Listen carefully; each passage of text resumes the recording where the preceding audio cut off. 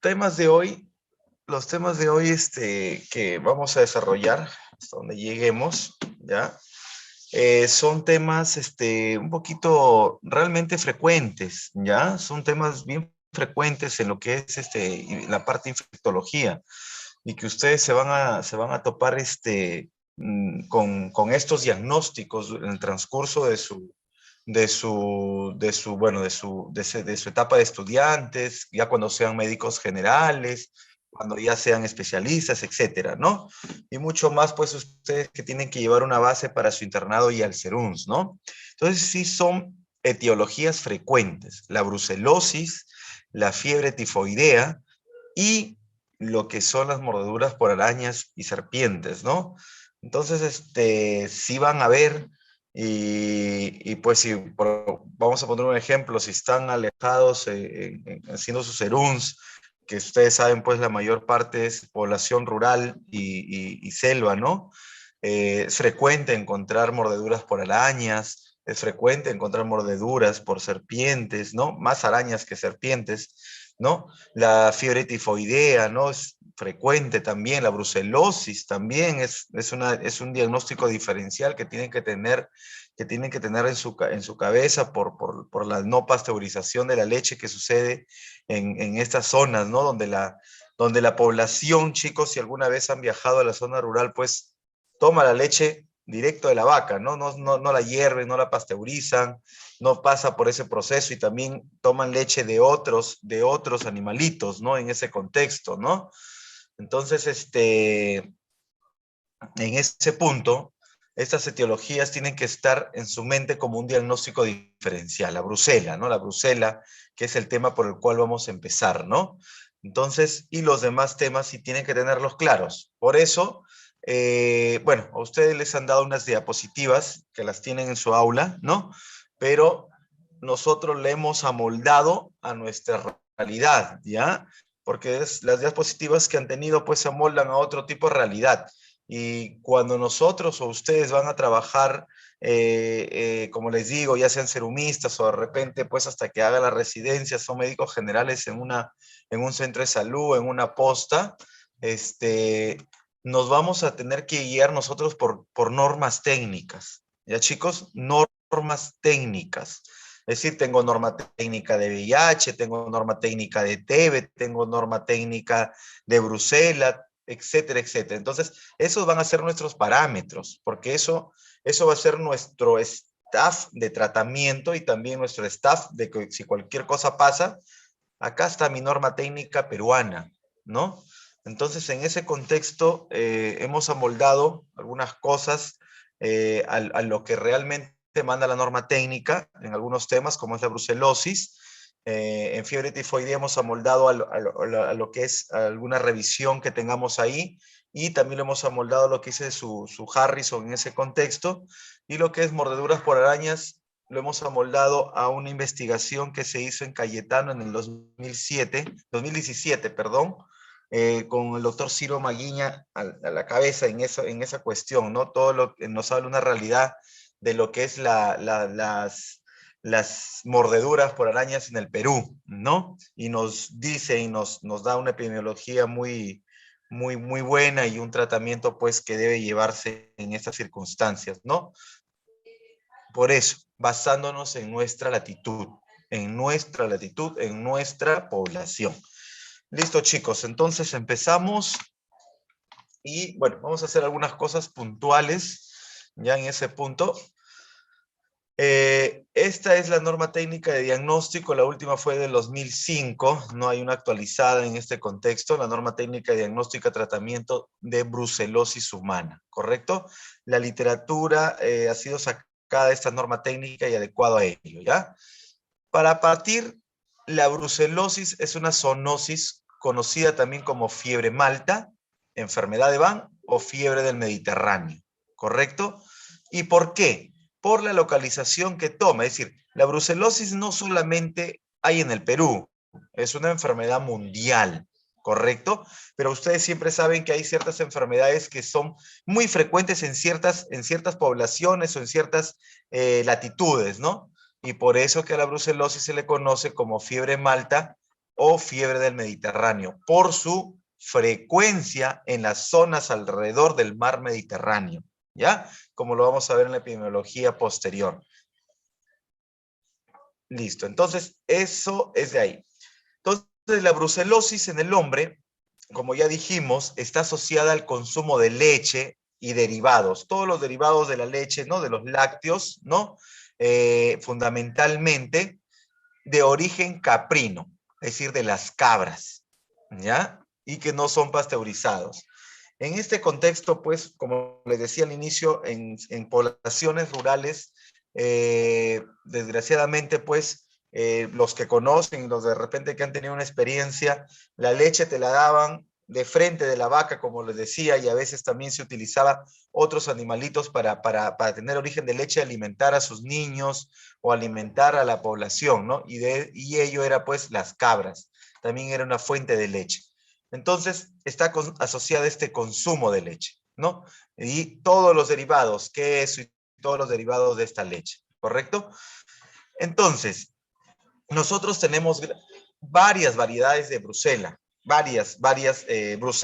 brucelosis es el término general de la enfermedad, pero tenemos varias variedades que producen esta brucelosis o varias brucelas, ¿no? Pero la más frecuente a nivel de todas las latitudes, a nivel mundial, es la Brucella melitensis, ¿ya? Es la más común en el humano, ¿correcto? Porque ustedes van a encontrar Brucella tanto en el animalito como Brucella en el humano, porque el hombre se convierte en un huésped pues accidental, entre comillas, en este contexto. La Brucella, más que todo, la encuentras en los animalitos, por eso que es una enfermedad también de lo que es la medicina veterinaria, ¿ya? Y en el humano, la Brucella militensis es la más común dentro de todas las especies de Brucella, ¿ya? Entonces, en este contexto, como te decía, la forma principal y la más importante es la contaminación por leche y derivados, ¿no? De origen caprino, ¿no? Contaminados, ¿no? Contaminados. ¿Qué significa? Que el animalito está infectado de Brucella y esa Brucella pasa a través de la leche del animalito y tú te contaminas, ¿correcto? Pero también, como dice este tercer ítem, también esto es el contraer Brucella es un riesgo ocupacional. ¿Por qué? Porque también estos animales infectados, las personas se pueden contagiar al manipular carne, vísceras de estos animales infectados y también de los que trabajan en laboratorio, ¿correcto? Por eso que la brucela en el Perú también se convierte en una enfermedad ocupacional. En las personas que trabajan en los camales, en los mataderos, ¿no? En los arrecifes, ahí están en contacto con secreciones, con heces, con animales muertos, etcétera, y se contagian de esta forma, ¿no? Ya vamos a ver las formas de transmisión más adelante. Entonces es un riesgo ocupacional el contraer brucelosis, ¿ya? Listo. En general, la brucelosis tiene una clínica pues bien polimorfa. Puede presentarse de cualquier forma, chicos. Puede presentarse de cualquier forma la brucela, ¿no? Tanto de una forma localizada, de repente por una afección a nivel osteoarticular, o hasta una forma sistémica o generalizada, ¿no? Entonces, esta enfermedad tiene un polimorfismo clínico. Por eso que les digo, siempre en todo paciente, por ejemplo, nosotros en el hospital, en todo paciente que tiene una fiebre prolongada o una fiebre de origen desconocido en este contexto o una clínica inespecífica y epidemiológicamente venga de este contorno, la brucela se convierte en un diagnóstico diferencial, ¿ya? Porque tiene un polimorfismo clínico, puede presentarse de cualquier forma, ¿ya?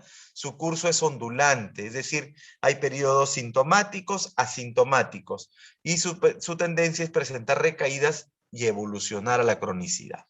Por eso es ese polimorfismo clínico que tiene, ¿ya? La distribución geográfica, principalmente en el Perú, son las regiones de Lima, Callao e Ica, ¿correcto? en el Perú, Lima, Callao e Ica. Y también hay actividades en zonas, pues si decimos que hay zonas ganaderas, hay zonas de repente con esta costumbre de tomar leche de origen caprino, tener esos riesgos, también se ha visto incrementado en regiones de población rural, ¿no? Huancavelica, Ancash, Apurímac, Cajamarca, que es una zona de gran cantidad ganadera, ¿no? Ancash también, ¿no? En esas circunstancias. ¿Ya? Entonces, ahora sí, vámonos adentrándonos allá a lo que es, ¿qué es una brucela? Al germen, al microorganismo, conociendo la brucela, ¿correcto? Ya dijimos que la brucelosis es una enfermedad, ¿no? Que tiene un riesgo ocupacional, ya dijimos cómo se puede contagiar de forma general, ¿no? Y ya hemos dicho que es más que todo en poblaciones de zona rural, y en ese contexto, la brucelosis engloba a infección de ciertos tipos de brucela. Vamos entonces a conocer a la brucela. Características generales. Es un bacilo gram negativo, ¿no? Bacilo gram negativo. Bacilo, ¿no? Entonces ya sabemos que es un bacilo y un gram negativo. Y si es gram negativo en mi mente, y en mi mente ya está diciéndose, oh, ¿qué tratamiento antibiótico puedo darle? ¿No? ¿No? Entonces, porque esto de conocer la etiología, ya en tu mente, si no recuerdas un tratamiento específico y sabes que la brucela es un bacilo gram negativo, gram negativo, entonces ya sé qué fármacos tengo que darles por ser gram negativo, ¿no? Porque a veces recordamos una guía o a veces no recordamos un tratamiento. Son inmóviles y aerobios estrictos, no capsulados, ya este término guárdenselo, no capsulados, no tienen cápsula estos bacilos, este gran negativo, no esporulados, no forman esporas, ¿ya? No forman esporas, de repente como el botulismo o el tétano que vimos la clase pasada, ¿no?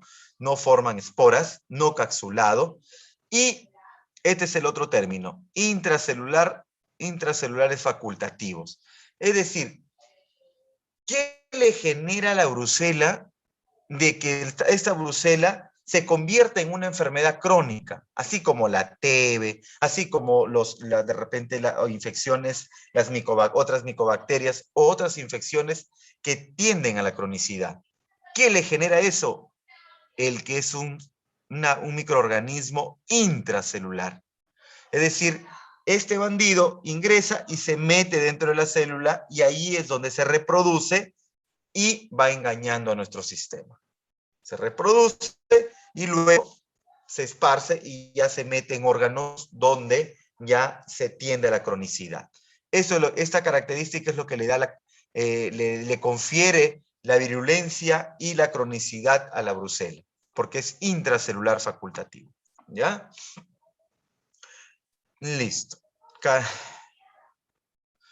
Entonces, ¿cuál es la estructura microbiológica de esta bacteria o de este microorganismo?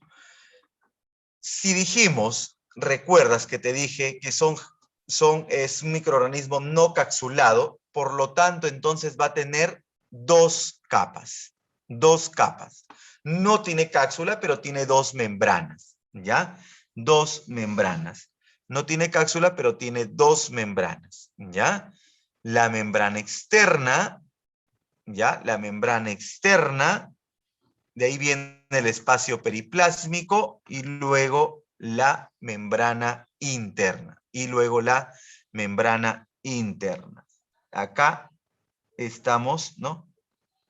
Acá estamos, membrana interna, espacio y la membrana externa, ¿ya? Entonces tiene dos membranas esta bacteria y que gracias a la membrana externa es la que le confiere la patogenicidad a esta bacteria. Y es también gracias a esta membrana externa lo que nos confiere a nosotros un diagnóstico serológico por este de acá, por el polisacárido o antígeno O. ¿Ya? Acá está. Entonces, vamos recapitulando anteriormente. La bacteria está cubierta por una membrana externa y una membrana interna. ¿correcto? Y una membrana interna, ¿ya? La membrana externa, quien contiene contiene el lipopolisacárido, quien es el responsable de la reacción para la producción de anticuerpos, utilizados para el diagnóstico serológico. Y le confiere la patogenicidad es ser intracelular facultativo, ¿ya? Intracelular facultativo. Entonces nos vamos nuevamente acá. Acá tenemos la membrana externa, ¿no? La membrana externa. Y acá, en este contexto de membrana externa, tengo al lipopolisacárido, ¿ya? Al lipopolisacárido, que es una proteína que se encuentra en la membrana externa, ¿no? En la membrana externa, acá, valga la redundancia. Al lipopolisacárido. Y en este lipopolisacárido, encontramos el antígeno, ¿correcto? Encontramos el lípido A, el core y el antígeno o el polisacárido. Y este antígeno es el que le confiere también la virulencia, pero él es el que nos ayuda a nosotros a diagnosticarlo serológicamente, y las pruebas que utilizamos, las pruebas antigénicas que utilizamos, es gracias a este antígeno que se encuentra en el lipopolisacárido. Entonces, la proteína más importante que le confiere virulencia, patogenicidad a la brucela, es el lipopolisacárido que se encuentra en la membrana externa. ¿Correcto? Y es el que contiene al antígeno O, que nos ayuda a nosotros, ¿no? Que es la responsable de la reacción para la producción de anticuerpos utilizados en el diagnóstico. Es decir, este antígeno es el responsable de la producción de anticuerpos por nuestros linfocitos B, cuando lo reconocen, ¿no? Produce anticuerpos para este antígeno, parte del lipopolisacárido, ¿ya? Listo, eso es lo más importante de lo que es conociendo al germen, ¿no? Ya sabemos, dos membranas, interna y externa. La externa está formada por unas proteínas que son los lipopolisacáridos, que es la que le confiere la virulencia, patogenicidad, y ahí se encuentra el antígeno. Entonces, el huésped susceptible o el huésped que no quiso ser huésped, ¿no? Es el hombre, ¿no? Entonces acá tenemos algunas especies. La Brucella abortus, la Brucella melitensis, la suis y la canis. El abortus se encuentra en los bovinos y la melitensis se encuentra en los ovinos y los caprinos, ¿no? En las ovejas y cabras. Y el suis en el porcino. Estos son los infectantes para el hombre.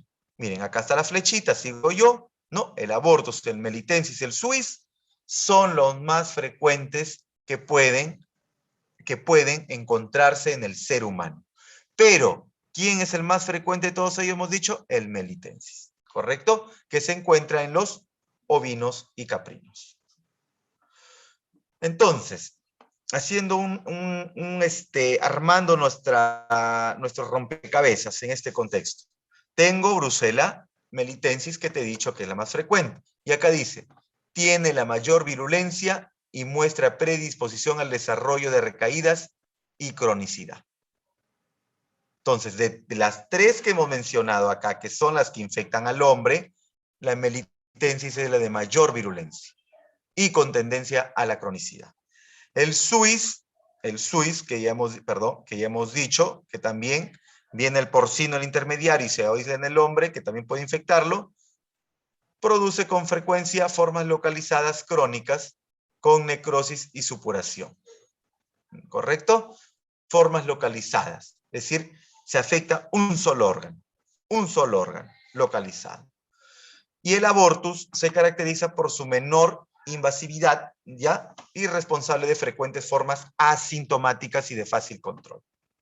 Entonces, estas son mayormente asintomáticas, de fácil control, estas son formas localizadas, y el melitensis es el que hace la mayor virulencia, la mayor patogenicidad de la brucela. Esto es la brucelosis en el mundo. Acá está el Perú y acá está el Perú de verde. Miren, el Perú de verde es una bacteria frecuente, es una infección frecuente, ¿no? Por algo tiene una norma técnica, porque es frecuente en nuestra población, ¿no? Y acá en el lado izquierdo tenemos la leyenda. En los rojos son más de 500 casos por millón, ¿no? Incidencia de brucela. El medio plomito, ¿qué color será? Pues rosado, tirando para rosado, medio, no sé, de 50 a 500 casos por millón. Y el verde es de 20 a 50. El Perú está de verde, igual que México, ¿ya? En Estados Unidos, por ejemplo, encontrarán un caso o dos casos por millón, es decir, de azul, por acá, igual que Oceanía. En países desarrollados, claro está, ¿no? Claro está. En países subdesarrollados, en países en vías de desarrollo, pues es más frecuente siempre estas enfermedades, ¿no? ¿Y por qué decíamos que es también llamada fiebre mediterránea? Miren, acá este trayecto del Mediterráneo está acá, ¿ya? Acá está el Mediterráneo, el mar Mediterráneo. Todo el mar Mediterráneo está acá. Está acá. Acá está tu Italia, ¿no? Entonces, acá está el mar Mediterráneo. Y te das cuenta que de rojo está la zona mediterránea. De rojo. Entonces, es muy frecuente y por eso se le llama fiebre mediterránea, ¿no? Y de ahí sigue los de verde, ¿no? Entonces, por eso, que se le conoce fiebre mediterránea. Entonces, los mecanismos de transmisión, ya dijimos, y te dije que te contaminas al tomar una leche no pasteurizada de cabra, la transmisión va a ser la vía digestiva, ¿no? Acá, de rojito, la más importante, por productos lácteos, claro está, contaminados, ¿no? Brucelosis. También está la vía por inhalación, la transmisión cutánea y la inoculación conjuntival. Entonces, si ya dijimos que también esta es una enfermedad ocupacional, ¿no? Por las personas que trabajan en los mataderos, en los camales y que tienen contacto con animales enfermos, ¿no? Transmisión cutánea, cortes, ¿no? Se contaminan por ahí, se cortan y se contaminan con las vísceras, con la sangre de repente de estos animales enfermos. Inhalación es una forma un poquito menos frecuente, ¿no? Y la inoculación conjuntival también es un poquito menos frecuente. ¿Correcto? Esas son las vías de ingreso o transmisión de la brucela. Transmisión en el hombre ocupacional, como ya hemos dicho. Ganaderos, veterinarios, mataderos, laboratorio. Y alimentaria, que es la vía digestiva. ¿No? Yo de repente tomo leche contaminada, me engañaron, que era de vaca, me dieron de cabra y me contaminé. ¿Ya? Aquí en patogenia. Para ver más o menos qué es lo que produce esta brucela. ¿Ya? De manera puntual nomás, en este punto.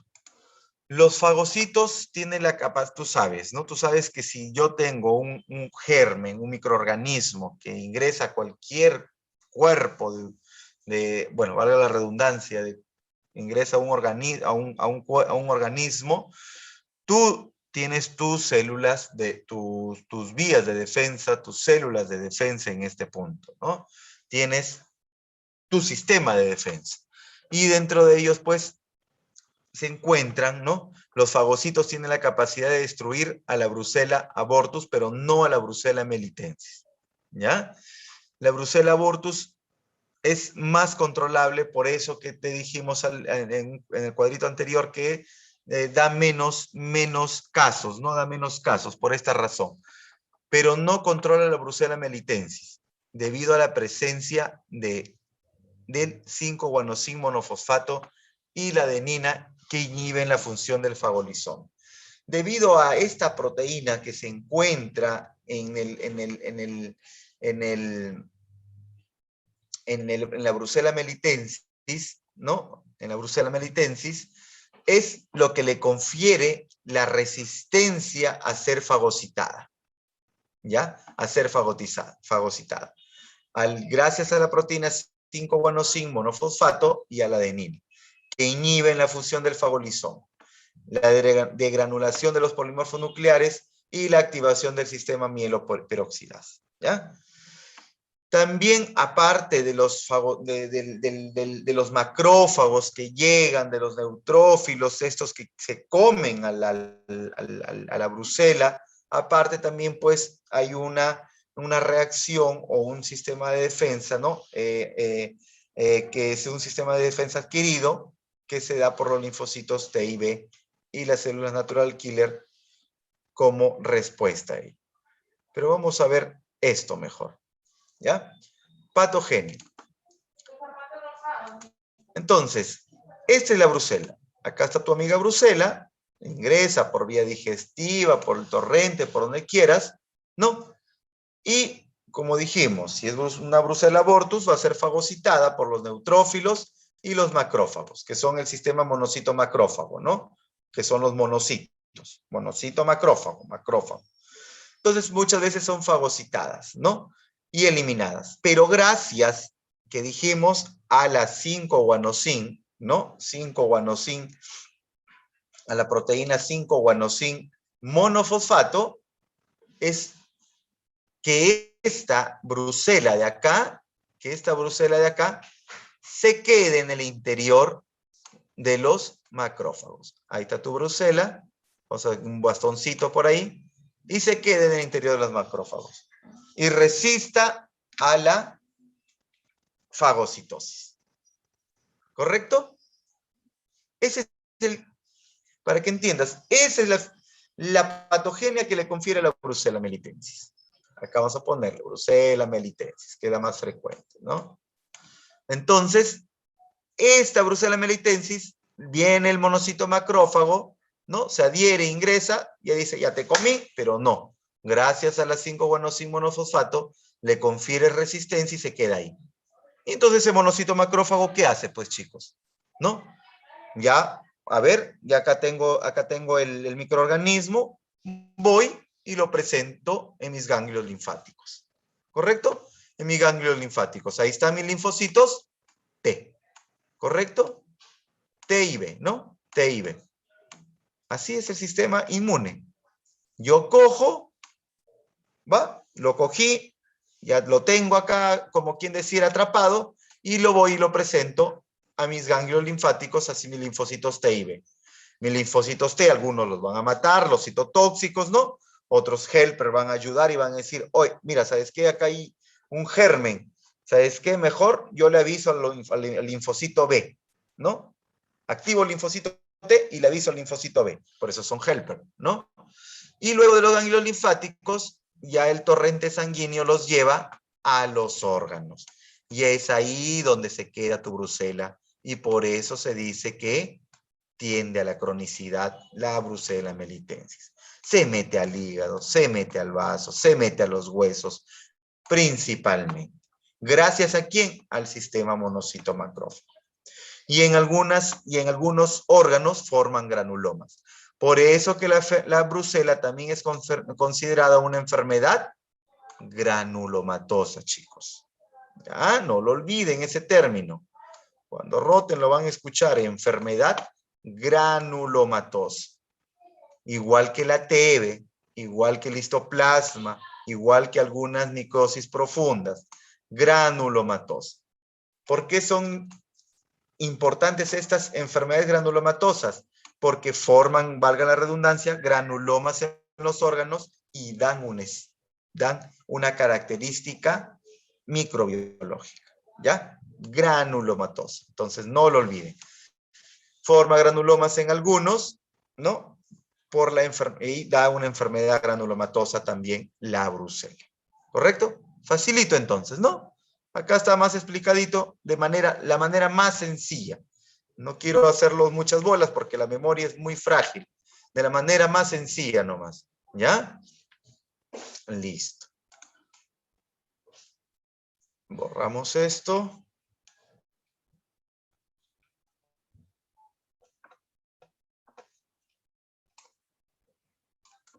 Listo.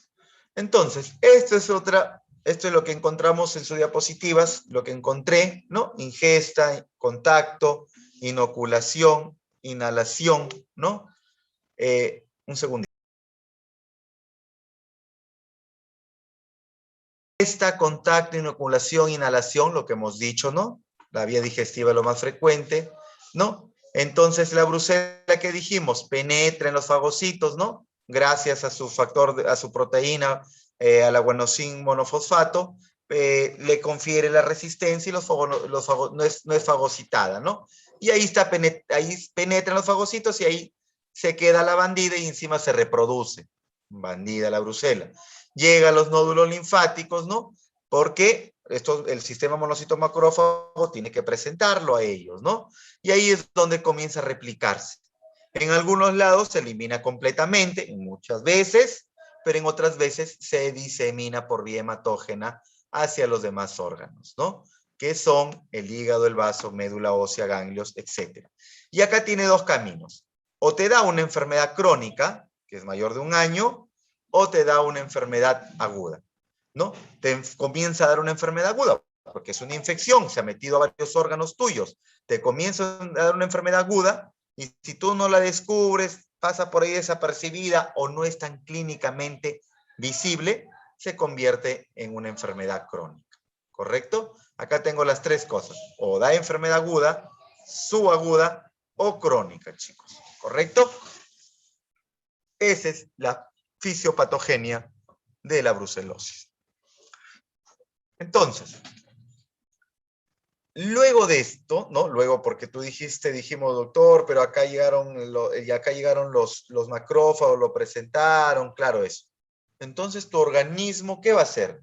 Si ya tiene al frente, ¿no? Si ya tiene al frente todas estas bacterias, ¿no? En tus sistemas, en tus nódulos linfáticos, ¿qué hacen? ¿Qué te dije? Van a presentarlo a tu sistema inmune adquirido, ¿correcto? El primero que reacciona es tu sistema inmune natural, innato, tus neutrófilos, tu sistema monocito macrófago, tu sistema de complemento, etcétera. Una vez que el monocito macrófago dice, ¿sabes qué? Te lo presento, acá está, mira, y lo presenta a los linfocitos B y a los linfocitos T, ¿correcto? ¿De qué se encargan los linfocitos B, chicos? ¿Se acuerdan o no? Si alguien me presenta, yo fuera un linfocito B y tú vienes y me presentas una bacteria, un germen, un microorganismo, ¿de qué me encargo yo? ¿Qué hago como linfocito B? Anticuerpos. Generación de anticuerpos. Entonces, por un lado, presenta los linfocitos B ¿para qué? Para la generación de anticuerpos, ¿correcto? De anticuerpos. Inmunoglobulinas, anticuerpos que son conocidas como inmunoglobulinas. Y ahí viene la inmunoglobulina M al inicio, luego la inmunoglobulina G después, eso ya lo sabes. Eso no te voy a explicar, que la primera que se demuestra, la inmunoglobulina G, ¿no? Y, perdón, la M, ya me hacen hasta errar. La primera que vamos a demostrar es la inmunoglobulina M, ¿no? Como en todo caso de infección, y luego ya se comienza, a la inmunoglobulina M comienza a disminuir su frecuencia a los 2 o 3 meses de la infección y comienza a incrementar la inmunoglobulina G, ¿ya? Y comienza a incrementar la inmunoglobulina G. Entonces la inmunoglobulina M ya sabemos que es la primera, luego disminuye a los 2 o 3 meses y a partir de la segunda semana se eleva la G. Pero ya, y una vez que desaparece la M, se queda la G y la A, que pueden permanecer por mucho tiempo. Ese es el mecanismo, ¿correcto? Y el otro mecanismo es la activación de los linfocitos T, ¿correcto? Entonces, es como si yo vengo, capturo un microorganismo, voy y lo presento al ganglio linfático, ¿no? A la comisaría, y le digo, acá está el germen. Viene el linfocito B y dice, ¿sabes qué? A ver, germen, ya. Tú voy a crear anticuerpos que para la próxima vez que vengas te van a eliminar, genera anticuerpos, ¿no? Los primeros la IgM, luego va desapareciendo y la IgG queda crónica. Y luego dice el linfocito T, ¿te crees vivo? Ven para acá y aparece el linfocito T citotóxico y plum, lo mata. ¿Correcto? Esa es la respuesta inmunitaria, como en todo microorganismo. Este es un poquito, ahí, no vamos a hacer tantas bolas acá, ¿no? Acá está la brucela, que se mete en el macrófago viene acá, ¿no? Viene acá, y lo que activa los linfocitos T, ¿no? Activa los linfocitos T. A los linfocitos T, ¿no? A los linfocitos T helper en estas circunstancias, y estos linfocitos T helper activan también interleucinas, interferones, ¿no? Para que combatan ayuden en este sistema de defensa en este contexto, ¿no? A las células natural killer también. Y todos estos linfocitos T también, ¿qué hacen? Van a matar directamente, y también los helper van a ayudar a los linfocitos B a producir anticuerpos para lo que son las brucelas. ¿Ya? Listo. Entonces, hasta ahí vamos en ese contexto. Entonces, cuando dijimos, si retrocedemos acá, una vez que se diseminó a todo, a los órganos que afectan mayormente la brucela, que son el hígado, el vaso, la médula ósea y los ganglios, ¿no? Acá falta el hueso también, ¿no? Tenemos estos tres caminos: enfermedad aguda, subaguda y crónica. Y acá está. Aguda, desde el inicio de la sintomatología clínica hasta aproximadamente 3 meses. Así dice tu norma técnica, ¿ya? Hasta 3 meses. Subaguda, de 3 meses a 1 año, y crónica, que lleva un periodo de enfermedad o evolución más de 1 año. Más de 1 año, ¿correcto? Definición de las 3 presentaciones de brucelosis. Listo. La forma aguda es la típica forma. ¿Cuál es la típica forma de presentación de la brucela? La fiebre, chicos. La fiebre. Fiebre con escalofríos en las noches, que parece una tuberculosis. ¿Correcto? Fiebre. Por eso les dije al inicio, una fiebre prolongada de origen desconocido. Un diagnóstico diferencial es la brucelosis. ¿Ya? De ahí viene el VIH, la tuberculosis, etcétera, etcétera. Otras infecciones que son de lenta progresión en una fiebre de origen prolongado. ¿Correcto? Entonces, la fiebre. Y claro, pues asociado a malestar, ¿no? Malestar por todo el proceso inflamatorio que concierne, escalofríos, cefalea, sudoración, artromialgias, ¿no? Todo, es decir, todo el malestar que tiene que ver con una infección. Y el dolor lumbar. No olviden eso, chicos. Entonces, si yo tengo un paciente con fiebre y por ahí me dice, doctor, pero también me duele la cintura, y yo, de verdad que antes no me dolía a mí la cintura, y ahora la cintura me duele, dolor lumbar. No te olvides, ¿ya? El dolor lumbar es frecuente. ¿Y por qué? Porque más adelante vamos a ver que una de las afecciones principales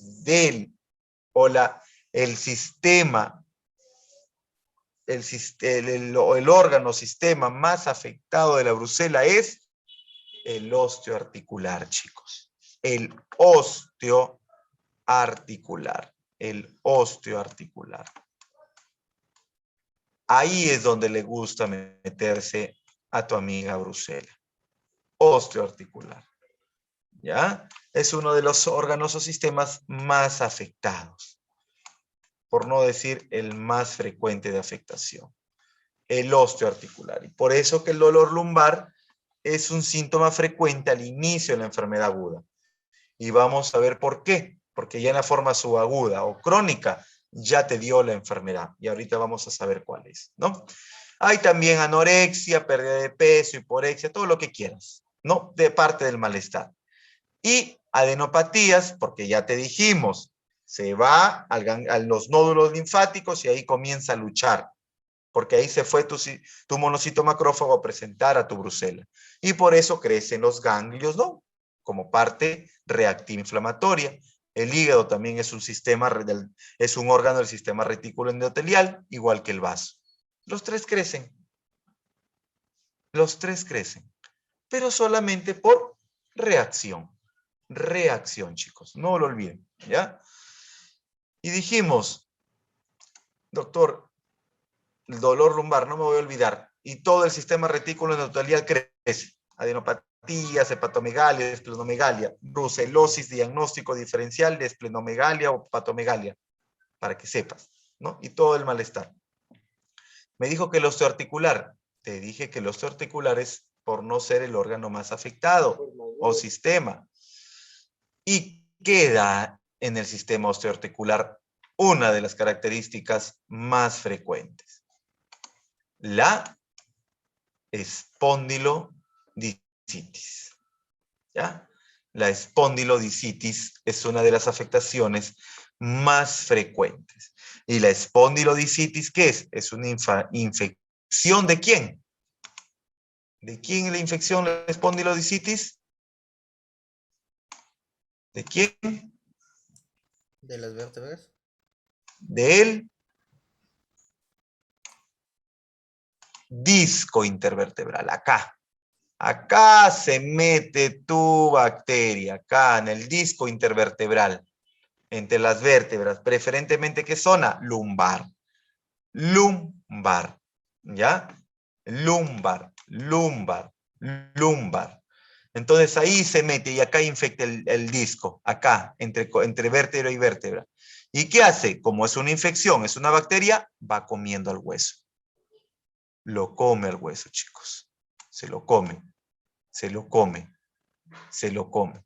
Y a veces produce inestabilidad esto, incluso te puede dejar hasta parapléjico, ¿no? Porque acá se afecta la médula, hay inestabilidad, la médula se comprime y te puede producir paraplejía. Pero esto es por la espondilodicitis, te comienza a comer el hueso. Comienza el hueso a comerlo, ¿ya? Esa es la afección, una de las afecciones más frecuentes. También hay problemas de artritis, ¿no? Puede generarte una brucelosis, también es diagnóstico diferencial de una artritis, ¿no? Una artritis, ¿no? Una artritis. De repente, por mala suerte, se asentó la brucela en la rodilla, te genera una monoartritis, ¿no? O en la cadera, te generó una coxoartritis, ¿no? Una coxoartritis. Y te come el hueso. Si hemos visto pacientes que quedan, pues, que les ponen prótesis de cadera porque una brucela se metió ahí y lo comió, ¿no?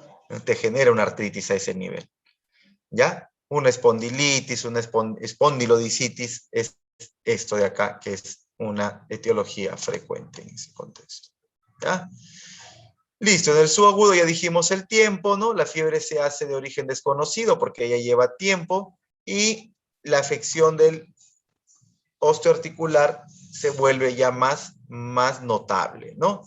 Y también pueden haber alteraciones hematológicas, ¿no? Claro está, ¿no? Se mete a la médula ósea, ¿qué te va a producir? De repente te produce anemia, visitopenia o pancitopenia, porque hemos dicho que también se mete a la médula ósea. Eso estaba en el cuadrito anterior. Hay daño hepático también. ¿Qué te produce? Si hay inflamación a nivel del hígado, ¿qué produce? Que aumenten. ¿Quiénes aumentan?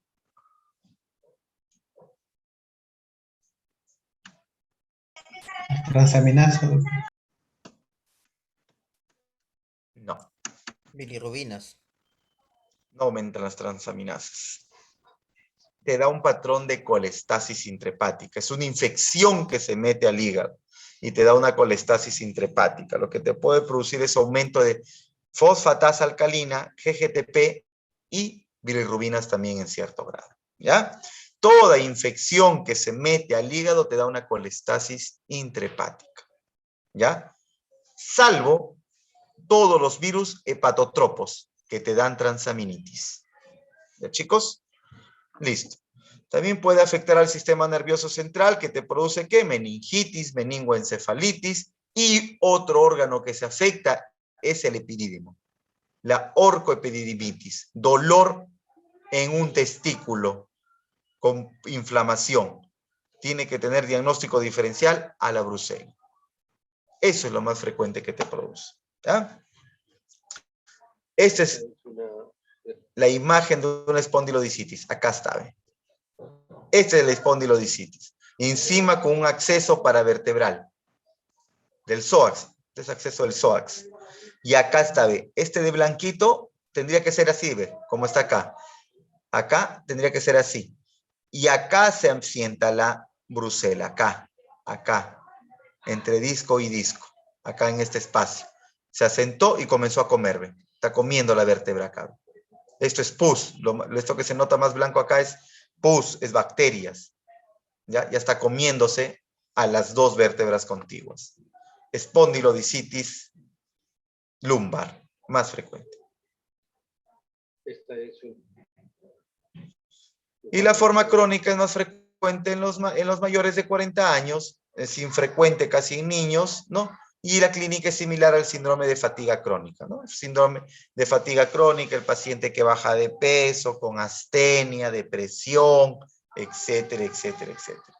Y las complicaciones también son localizadas, ¿no? Puede haber complicaciones localizadas, como ya dijimos, hematológicas por afectación de médula ósea, hepáticas. La espondilodicitis también se ve en la forma crónica, ¿no? En la forma crónica.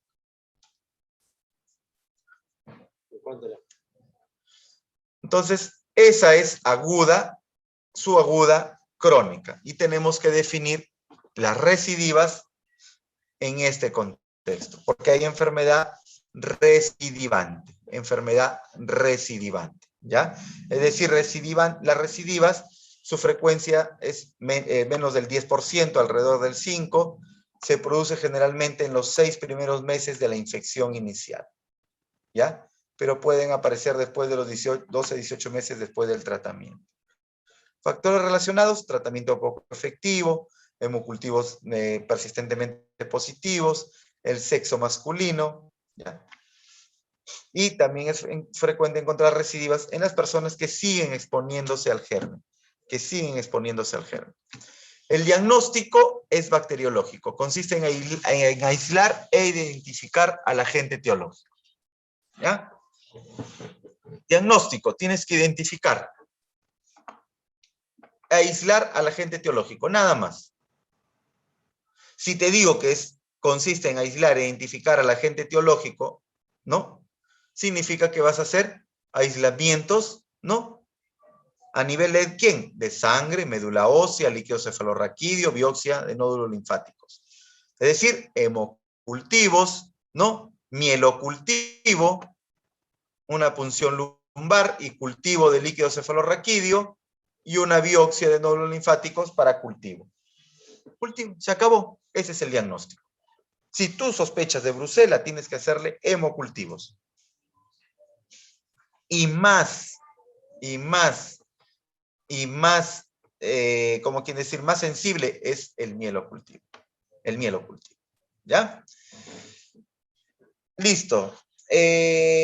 Eso es en el aislamiento, pero también contamos con el diagnóstico serológico, es decir, sacarle una muestrita de sangre a tu paciente.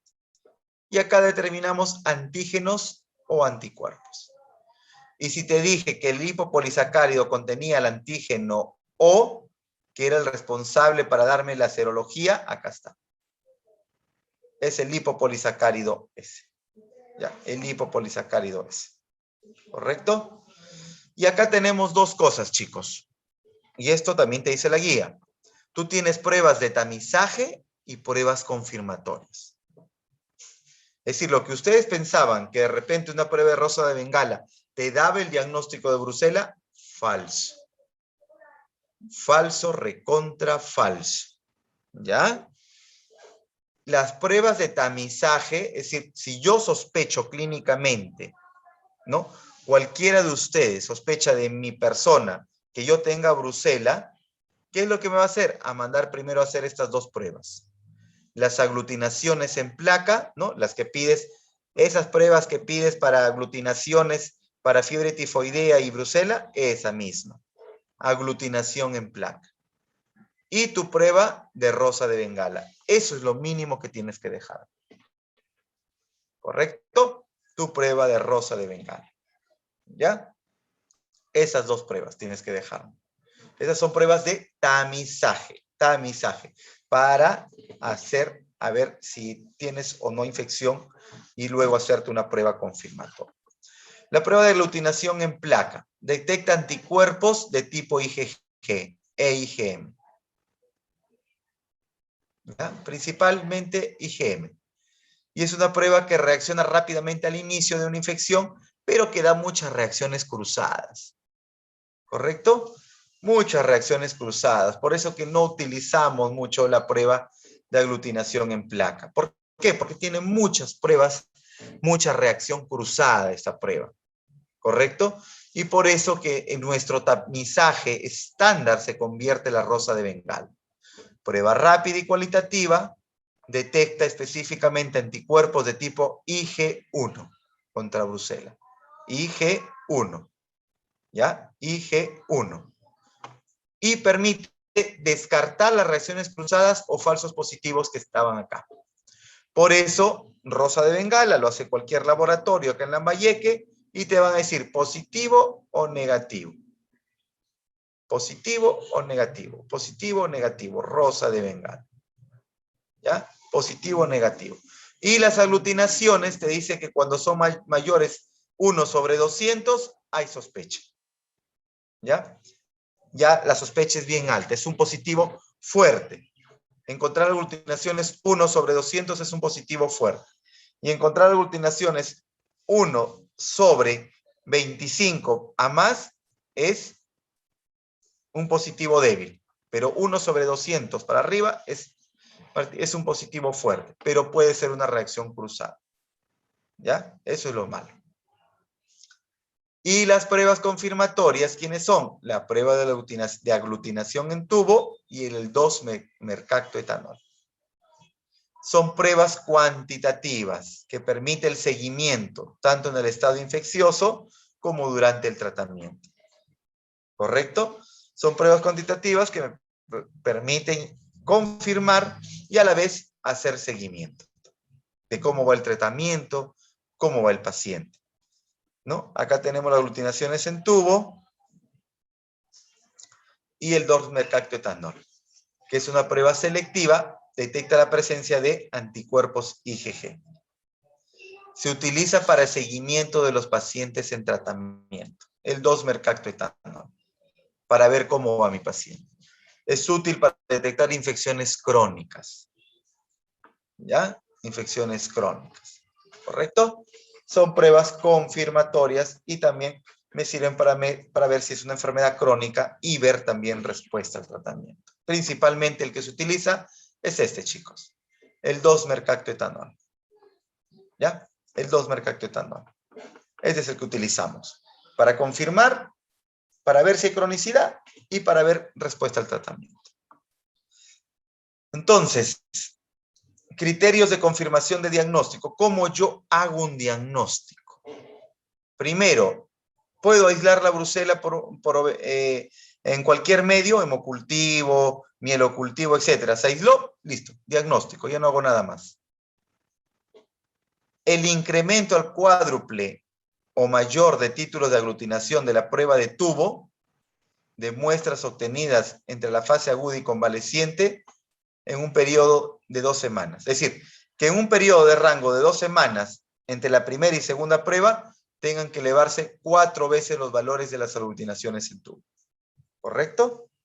Y lo último, una prueba positiva para el 2-mercaptoetanol es sinónimo de que tienes brucela. Cualquiera de estos 3 ítems. Esto es el resumen de todo. ¿Ya? ¿Y cómo se confirma? ¿Cómo te dice la guía? Tengo caso sospechoso, probable y confirmado. Acá está. Sospechoso, cuadro clínico más antecedente epidemiológico. Probable, clínico, epidemiológico y tu rosa de Bengala. Miren, clarito y facilito. Y confirmado, clínico, epidemiológico, tu rosa de Bengala y tu 2-mercaptoetanol. Este es confirmado. Y este es probable.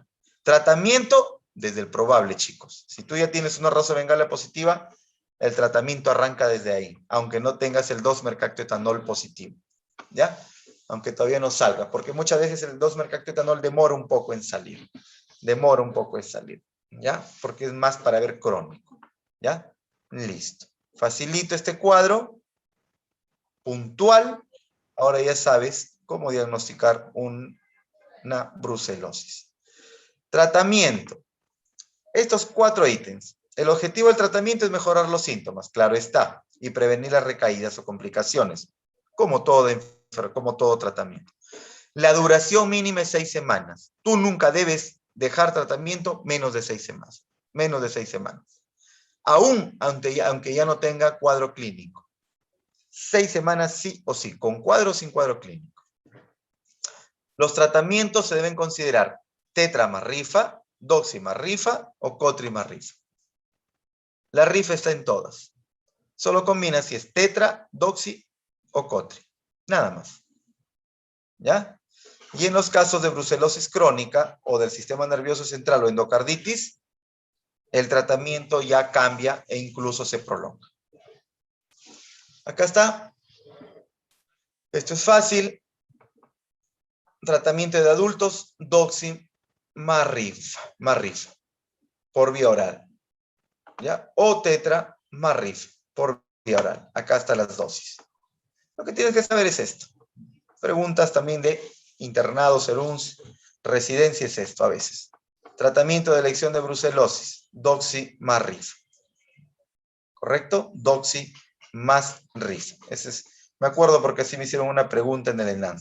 Doxi más rifa. Eso es en adultos. En niños tengo mayores de 8 años y menores de 8 años. Doxi más rifa sigue siendo en mayores de 8 años. Si es en menores de 8 años, es cotri más rifa. Cotri más rifa de elección. ¿Ya? Puntual.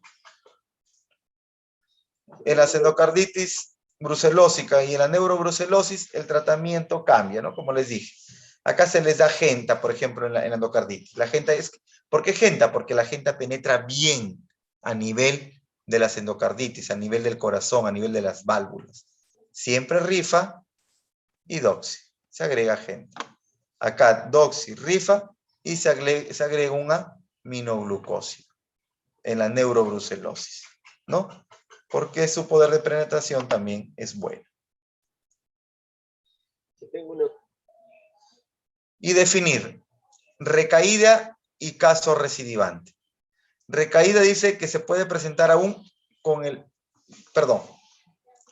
Recaída es de que el paciente comienza durante el tratamiento, recae en el cuadro clínico. Comienza a hacer el cuadro clínico.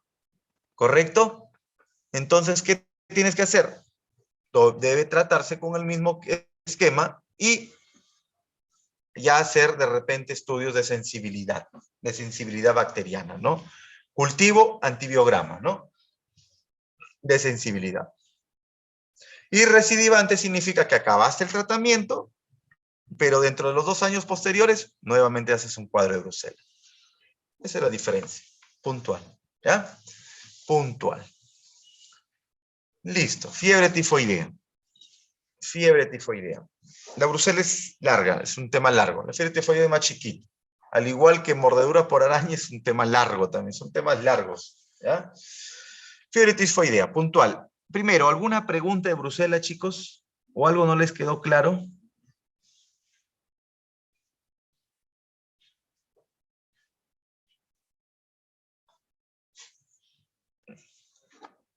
Doctor, ¿la brucela da ictericia? A ver. Puede darlo. Como te digo, nuevamente, si recordamos, hacemos un recordaris, chicos, ¿ya? Te dijimos que cuando nosotros teníamos la brucela, ¿no? Cuando nosotros teníamos la brucela, ya cuando pasaba a la afectación sistémica, ¿ya? A la afectación sistémica, en este cuadrito, acá. Cuando pasaba a la diseminación de tejidos, es decir, a la afectación sistémica, ¿no? Luego de pasar por los ganglios linfáticos, afectaba al hígado, al vaso, a la médula ósea, a los ganglios y al hueso. Y cuando se mete al hígado, ¿qué dijimos? Toda infección que se meta al hígado te produce un patrón de colestasis intrahepática. ¿Correcto? Colestasis intrahepática.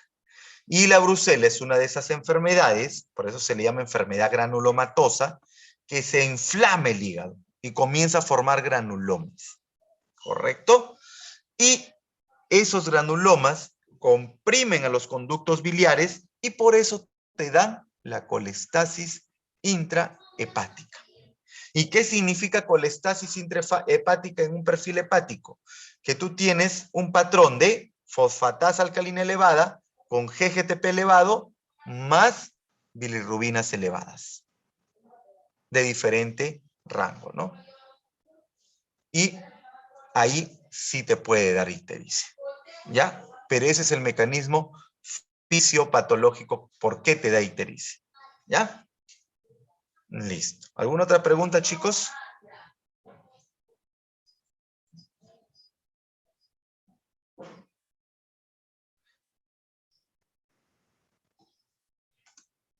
Listo. Entonces no se olviden, Brucela, diagnóstico diferencial de un paciente con fiebre prolongada, ¿ya? Y dolor lumbar, que lo veas por ahí, piensa en Brucela. Piensa en Brucela. ¿Ya? Piensa en Brucela. Listo. Vamos a hablar de fiebre tifoidea. Fiebre tifoidea es una enfermedad también frecuente, ¿no? ¿Quién no ha escuchado hoy fiebre tifoidea?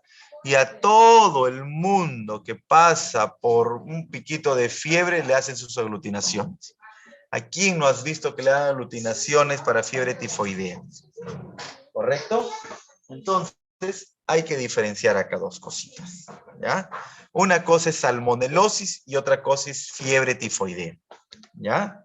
Yo puedo tener una diarreíta por salmonelosis, yo puedo tener un dolor de barriguita por una salmonelosis común y corriente, yo puedo tener un cólico, una diarreíta por salmonelosis e incluso hasta una diarrea disentérica por salmonelosis, ¿ya?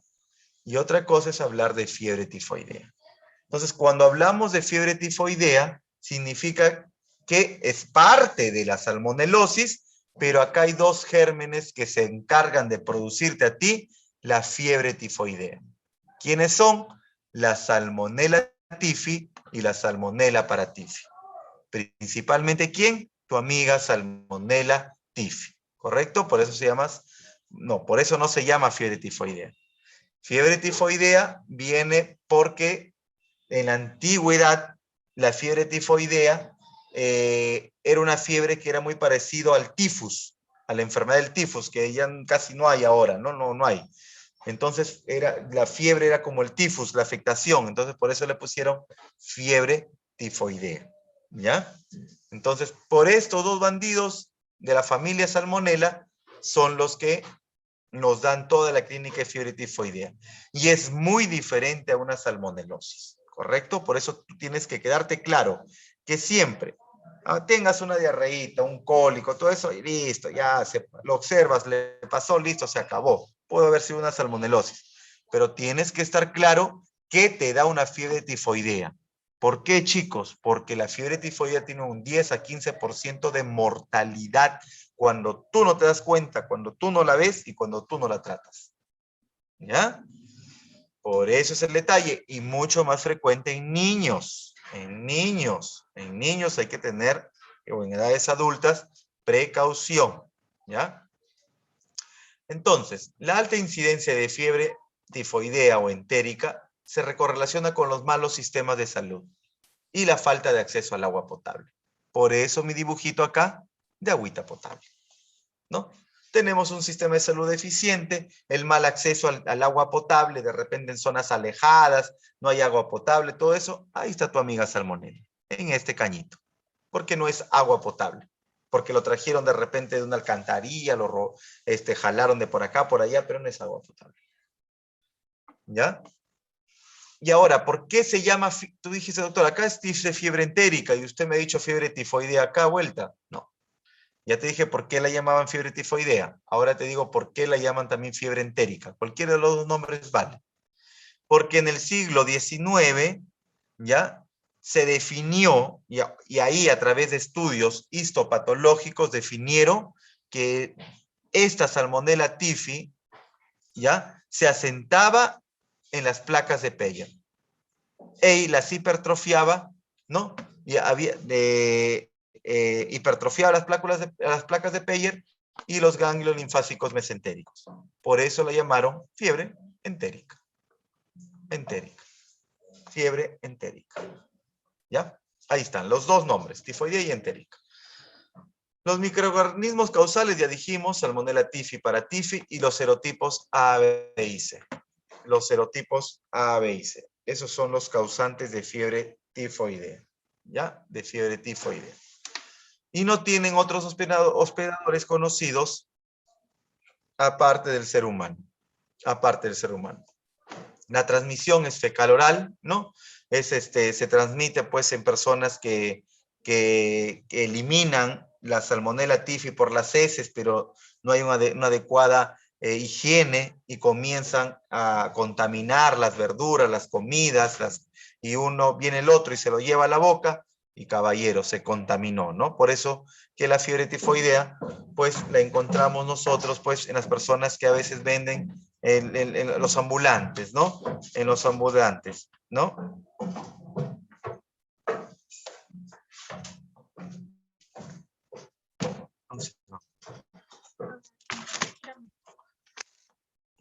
Listo. La Salmonella tifi sobrevive durante semanas en el agua, en los residuos secos. Las moscas son también excelentes vectores en esto.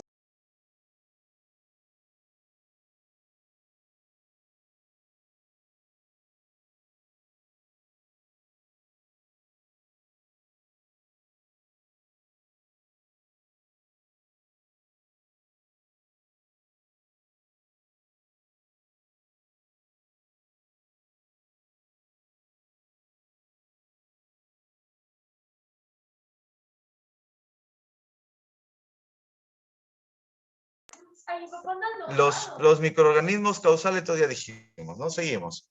Se calcula que en todo el mundo hay 100, lo dice Harrison, ¿ya?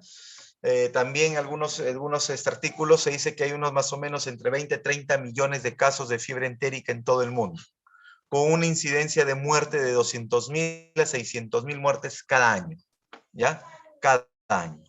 El Perú es un riesgo mediano, ¿ya? Si no estamos tan mal, pero bueno, es un riesgo mediano. Acá está, un riesgo mediano. Un riesgo alto es acá Asia, la parte oriental de Asia, ¿no? La parte oriental de Asia. ¿Ya? Entonces, el Perú es un riesgo mediano. Latinoamérica, como toda Latinoamérica. Esta parte de Asia debe ser Afganistán, Pakistán, esas cosas deben ser, pues, por este lado. Donde en esa parte de Asia, Asia Oriental, pues, hay mucho más déficit, incluso la India. En la India también es bastante frecuente la fiebre tifoidea. Esto debe ser la India, por ahí. Ya no me acuerdo del mapa ya. Pero por ahí. ¿Ya?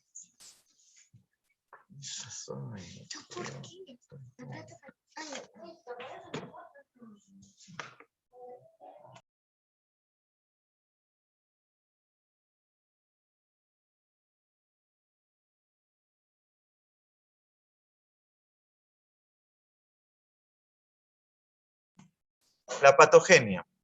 Las salmonelas son bacilos anaerobios. Nuevamente, bacilo anaerobio, facultativo, ¿no? Gran negativo. ¿Ya? Gran negativo. Anaerobio, gran negativo. No formadores de esporas.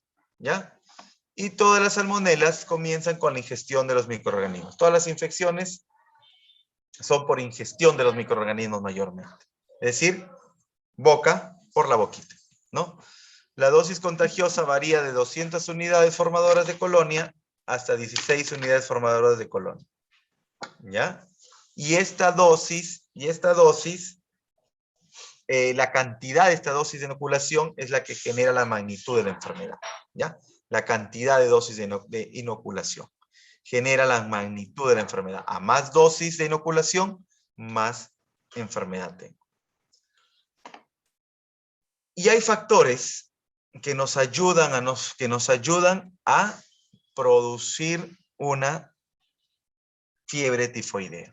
¿Como quién, chicos? Los factores que disminuyen la acidez estomacal. Por ejemplo, estar tomando antiácidos. o tener enfermedades inflamatorias que vayan con el descenso del ácido clorhídrico. ¿Correcto? Entonces esas enfermedades disminuyen la acidez estomacal y te vuelven más susceptible a ti para que tengas fiebre tifoidea. ¿Ya? O la integridad intestinal. ¿Como quién? Las resecciones intestinales, ¿no? No hay ácido para hacer frente en esas resecciones, ¿ya? Algunas enfermedades inflamatorias a ese nivel, ¿ya? Te vuelven susceptible. ¿Y qué sucede? Ingresa por la boca, hemos dicho, netamente ingresa por la boca, muy diferente a su amiga Brucela, que ingresa por varios medios. Se acepta, la vesícula biliar es muy susceptible a la infección. Ya vamos a ver por qué. Luego, que ingresa por la boca se asienta en las células reticuloendoteliales, como el hígado, el vaso, la médula ósea. ¿Ya? Ay, perdón, era por la izquierda. Sí. Por acá. Ingresa por la boca, estamos en el estómago. La clorhidria, bloqueo de inhibidores de la acidez, ¿no? Antiácidos, todos ellos aumentan el riesgo. ¿Ya? Se multiplica en el intestino delgado durante 3 a 4 días. Ahí se va multiplicando. Y se introduce en el intestino delgado prácticamente. Intestino delgado, no te olvides. Aquí es su hábitat de la fiebre tifoidea. Es ahí donde se introduce en el intestino delgado. Las bacterias invaden el tracto intestinal a través de las placas de Peyer. ¿No? A través de las placas de Peyer. Entonces se introdujo por el enterocito, vino, ¿no? Se va a las placas de Peyer, luego se van a los folículos linfoides de los ganglios mesentéricos, ¿no? Y una vez que ya está en los ganglios, viene la diseminación hematógena. Es decir, así es, ¿no? Primero, introduce ganglios, y de los ganglios ya viene la sangre, lo saca y lo lleva a la diseminación hematógena. Muy mala suerte, ¿no? Y ya la diseminación hematógena lo lleva a los demás órganos retículos endoteliales, ¿no? Que son los que se afectan. Entonces puedes ver hepatomegalia, esplenomegalia, linfoadenopatías en la fiebre tifoidea. Y también se asientan en la vesícula biliar, en donde esto ya lo convierte al paciente en portador crónico. En portador crónico. Acá está. Chiquito nomás. Acá está la salmonela. Esta es la salmonela. Igualito casi que la brucela, chicos, ¿ya? Viene acá la luz intestinal, viene la brucela, acá está la célula M, se introduce la brucela y él dice, acá viene tu amigo macrófago y dice, hoy brucela, perdón, salmonela, hoy salmonela tifi, ven para acá. La salmonela tifi nuevamente, esto de acá que dijimos, esta salmonela lo lleva al sistema reticular, primero a tus glándulas de Peyer, que son ganglios linfáticos también, ¿no? Y a los ganglios linfáticos mesentéricos, ¿no? Y ahí es donde ya viene la diseminación hematógena posterior, ¿correcto? La salmonela y la brucela, como te das cuenta, son intracelulares. El macrófago, en vez de eliminarlo, fagocitarlo, se aprovechan de él y se comienzan a multiplicar dentro de los macrófagos. Dentro de los macrófagos. ¿Ya? Esto es más de lo mismo, ¿no? Acá ingresa la salmonela, viene el macrófago, ¿no? Y activa todo tu sistema. Vienen los neutrófilos, viene la célula T citotóxica, viene la célula B, el linfocito B, las células dendríticas, todas quieren matarlo. Acá genera anticuerpos y esto ya se va luego al sistema mononuclear, ¿no? Perdón, a los ganglios mesentéricos. Acá ya están los ganglios mesentéricos y luego por diseminación hematógena se va ¿a quién? Se va a la médula ósea, al hueso, a los riñones, al hígado, a la vesícula biliar, ¿no? Ahí está, es una imagen mucho más bonita. Cuadro clínico. Acá es un cuentito, chicos, ¿ya? Es un cuentito. El cuadro clínico es un cuentito. Primero, ¿qué sucede en la primera semana, la segunda y la tercera, ya? Puntual. El término de fiebre entérica o intestinal es equívoco. ¿Equívoco por qué? Porque muchas veces dicen que se limita a la fiebre y dolor abdominal, pero eso es falso. Te da síntomas sistémicos. El periodo de incubación es de 10 a 14 días y puede variar entre 10 a 21 días. No lo olviden, ¿ya? No lo olviden. Y depende del inóculo que dijimos, cuánto germen ingresa. El síntoma más prominente es la fiebre prolongada y fiebre de 38, 39, 40 grados centígrados, que puede durar hasta 4 semanas si no le das tratamiento. Pues si no le das tratamiento también en estas 4 semanas, te va a complicar semana por semana. Y ahorita vamos a ver. Primera semana, fiebre, malestar, malestar generalizado, dolor osteomuscular, todo lo que es malestar, todo lo que te da un proceso inflamatorio. Pero la fiebre prolongada, alta, 39, 40 grados centígrados. Finalizando la primera semana e iniciando la segunda, aparece la roceola tifoidea. ¿Ya? Que son lesiones maculopapulares, ¿no? Maculares, ya sabes tú, has llevado dermatología recién, maculopapulares. Color salmón en el tórax principalmente, el tronco y el tórax. Tronco anterior y posterior. Acá está. ¿Ya? Maculopapulares. Parece por lo menos al 30% al final de la primera semana y se resuelve. ¿Dura cuántos días? De 3 a 5 días. Aparece al final de la primera semana y dura 3 a 5 días y desapareció. Eso es la roceola tifoidea. ¿Ya, chicos? Te dije que es un cuento. La aparición de enfermedad grave ya más o menos viene a partir de la tercera semana. Significa que tú no te diste cuenta del paciente, no le das tratamiento, el paciente sigue con fiebre. Ya viene la enfermedad grave y ocurre en el 10 a 15% de los pacientes, ¿no? Los pacientes tratados y en los pacientes no tratados es mucho mayor.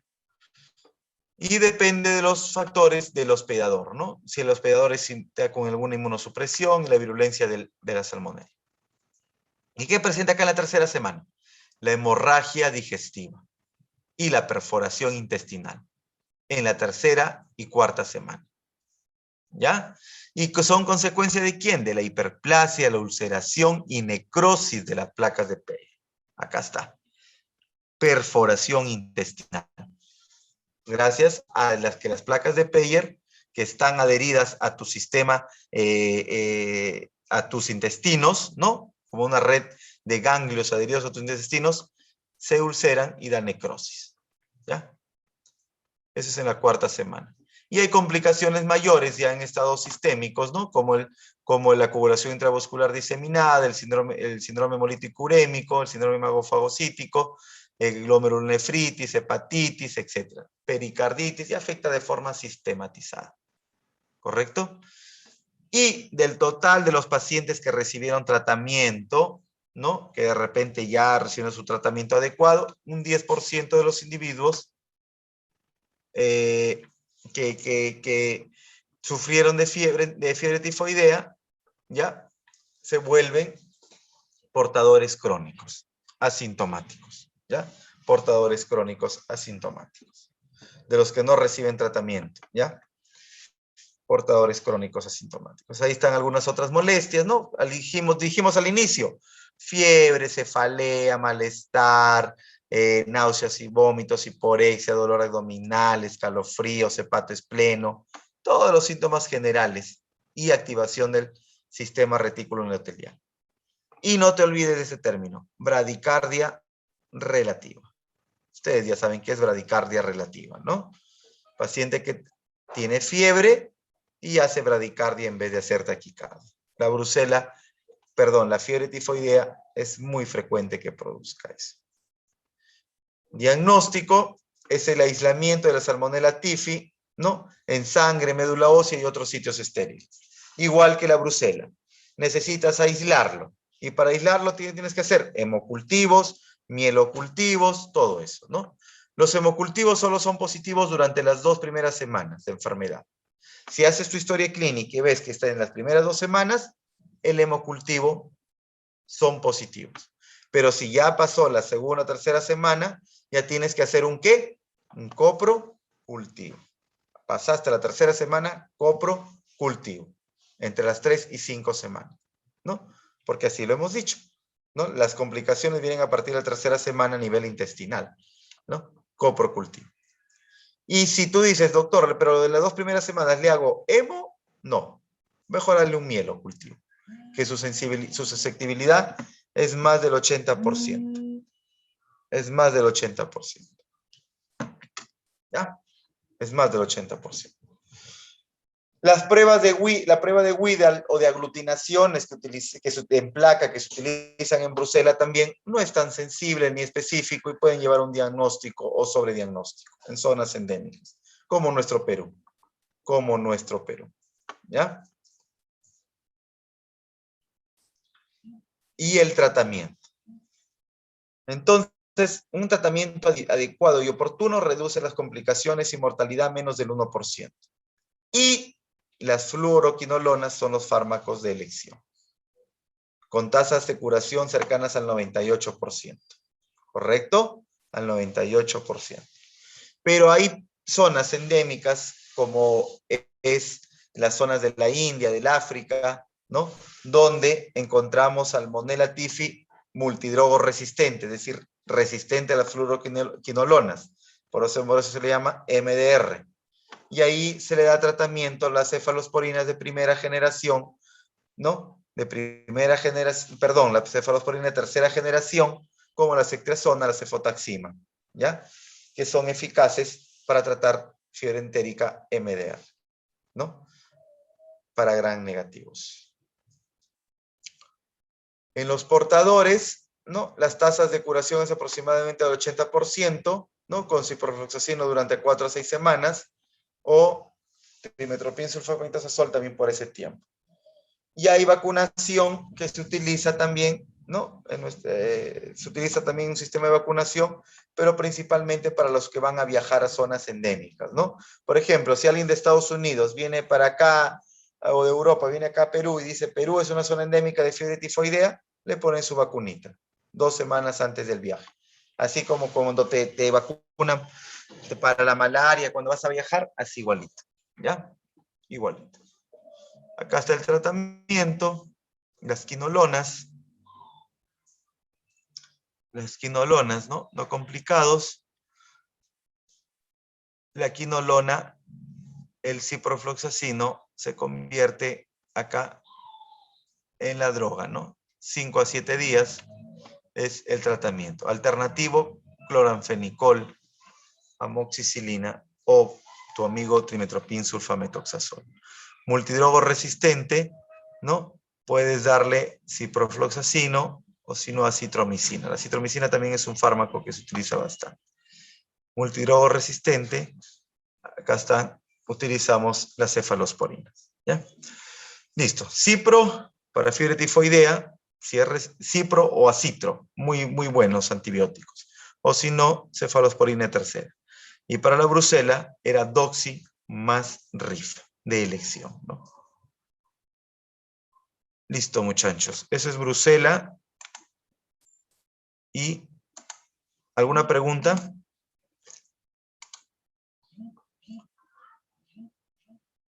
¿Alguna pregunta de Brucela y fiebre tifoidea? Son temas largos. De la vaina que son temas largos.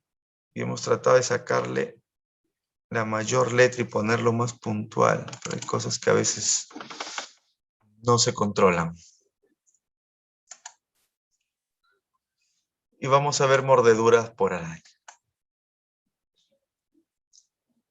¿Ya? Mordeduras por araña. Las dos principales mordeduras por araña en el Perú, o la principal en el Perú es el Loxocelis, ¿ya? En el Perú es el Loxocelis, ¿ya? Es el Oxoceles laeta, la araña más frecuente que produce en el Perú este accidente, ¿ya? Y luego viene el latrodectismo, que es menos frecuente porque ya te vas a dar cuenta epidemiológicamente por qué se presenta. Porque el oxocelismo son las arañitas caseras, unas arañitas chiquitas caseras que están por ahí y que a veces pues ni cuenta te das y te pican, ¿no? En cambio son pequeñitas y el latrodectismo es la viuda negra, es la araña grande. Tú ves una araña así, no te acercas ni loco, ¿no? En cambio, la otra ni cuenta te das, estás de repente en tu cuarto y una arañita que bajó, plum, viene y te picó, ¿no? Pero principalmente sucede en las zonas un poquito más rurales, no tan urbanas, ¿ya? Pero sí puede haber en tu casa arañas, ¿ya? Puede haber un loxosel en tu casa, en tu pared, en tu armario. Listo. Vamos a hablar de arañitas un poco. Tenemos el filum, artrópodo, clase Arachnidus, orden Arane, la familia Arane, género Loxoceles y la Trodectus, los más frecuentes, ¿ya? Y de ahí tenemos otras familias de los arácnidos, el escorpión, que no es venenoso, y los ácaros. ¿Ya? El loxocelismo. Cuadro tóxico producido por el veneno de la araña del género Loxoceles. Bueno, valga la redundancia, ¿no? El veneno de la araña del género Loxoceles, ¿correcto? En el Perú, lo más frecuente, según la revisión, como les dije, que ha hecho la Universidad Peruana Cayetano Heredia en el 2017, con Ciro Maguiña a la cabeza, fue el Axoceles, la ETA, y el otro que te vamos a mencionar más adelante, ¿ya? Esos son los más frecuentes, ¿ya? Los más frecuentes, ¿ya? Es la araña casera, como te decía, es la araña casera, por eso que los accidentes son más frecuentes en ese contexto. Es marrón, es chiquitita, la araña de los rincones, ¿no? Y araña de violín también se le conoce. ¿Por qué la araña de violín? Porque su barriguita parece, cuando está al revés, parece un violín al revés, ¿ya? Y este envenenamiento se produce con mayor frecuencia en las ciudades de la costa del Pacífico, ¿ya? Entonces, esa es el axocel. El axocel. ¿Ya? Se esconde en lugares sucios y oscuros, ¿no? Por eso te dije, se esconde en lugares sucios y oscuros, debajo de los muebles, detrás de los cuadros, en los roperos, en las esquinas de las paredes, etc. Su tamaño es pequeñito, de 1 a 3 centímetros, ¿no? Es intradomiciliaria, está en tu casa, ¿no? En tu casa.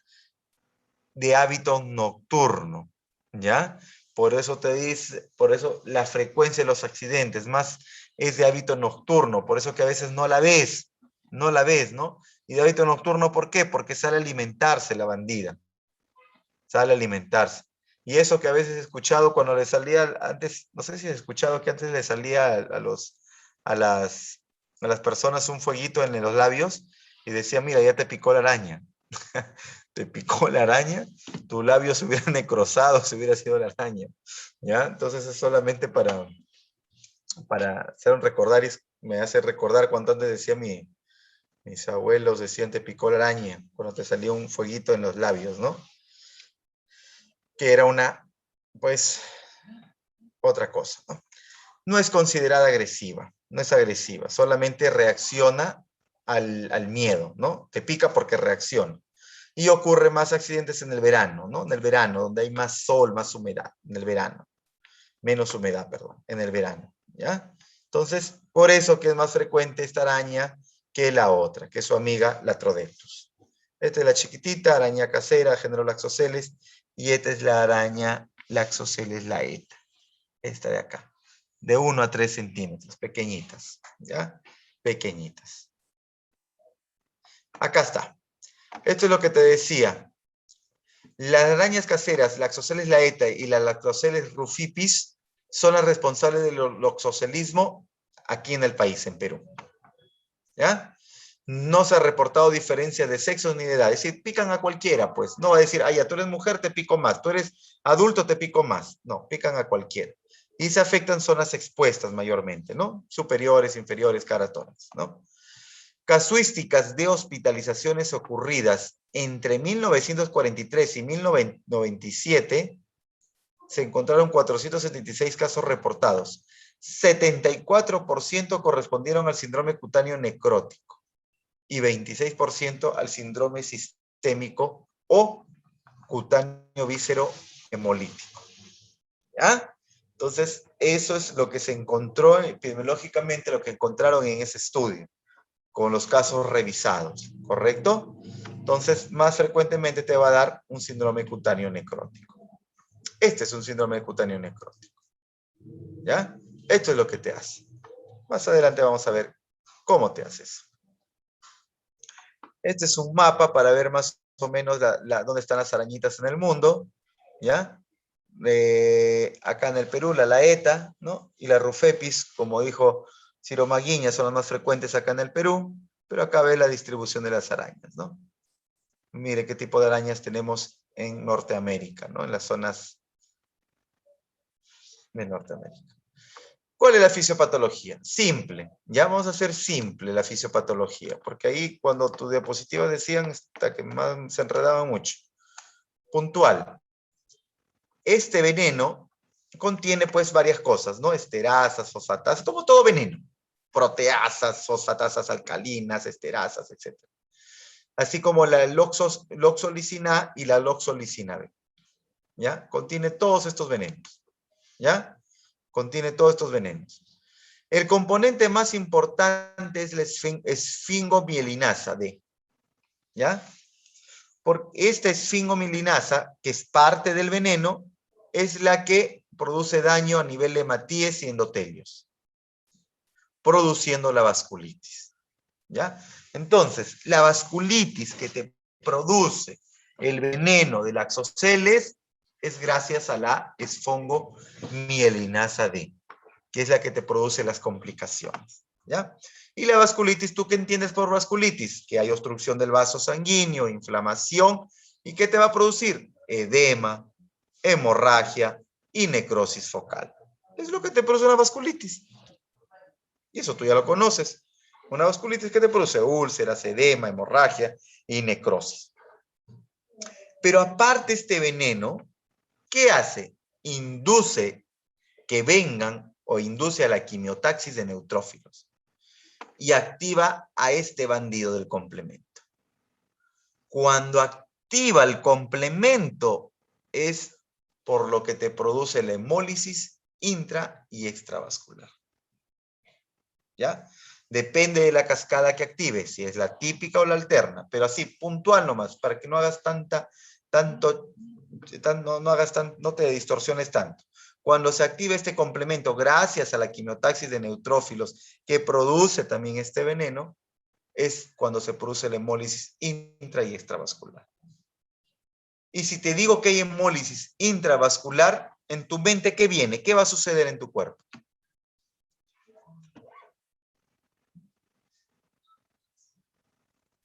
A ver, razonen.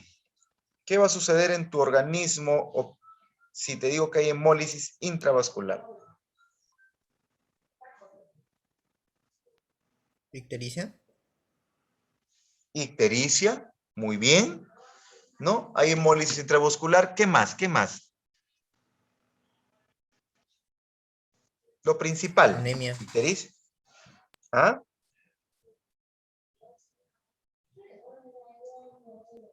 Anemia. ¿Reticulocitos? Anemia, chicos. Entonces, ya para que ya no estaré explicándote después la sintomatología que produce. Si hay hemólisis intravascular, ¿qué va a producir? Va acá, ¿qué va a decir? Se está adheriendo a los hematíes, los va a matar. Comienza a matar tus glóbulos rojos, plum, anemia, plum, ictericia, ¿no? Entonces, eso te va produciendo. Ya de ahí te comienza a producir ya el cuadro sistémico, ¿ya? Entonces, puntual, así, ¿ya? Las dos cosas, es la vasculitis, que te genera todo eso a nivel de piel, y si ya esta quimiotaxis se progresa, activa el complemento, te da la hemólisis intra y extravascular. Acá está, tu amiga esfingomielinasa D, ¿no? Acá está, activa algunas ceramidas, activa algunas selectinas, activa el interleucina 8, activa todo esto. ¿Ven? Acá que produce inflamación y necrosis celular. Acá que produce adhesión y migración leucocitaria de plaquetas. Acá está la vasculitis, la migración, ¿no? Acá también que produce formación de tromos, zonas de isquemia, vasculitis, hemorragias. Esto produce necrosis tisular. Cuadro clínico. Entonces te dije que habían dos formas acá al inicio. Y lo vamos a hacer puntuales. Un cuadro clínico que correspondía al síndrome cutáneo necrótico y al síndrome víscero-hemolítico sistémico.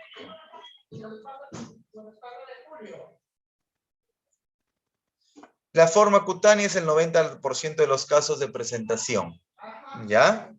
La instalación es lenta y progresiva. ¿Qué sucede? Te pica la araña. ¿Qué sucede? Ingresa por vía hematógena, ¿no? Ingresa por vía hematógena el veneno. Primero es local, ¿no? ¿Qué produce? Dolor, edema, eritema, ¿no? Y esto se intensifica a las 12:36 horas. A las 24 a 48 horas de haberte picado la araña, ¿ya? Ya te produce áreas de isquemia y te produce la placa libeloide o marmoria, ¿ya? Es decir, ya esto está más edematizado, ya te produce áreas de isquemia. Y si hay áreas de isquemia, ¿qué color va a adquirir la piel?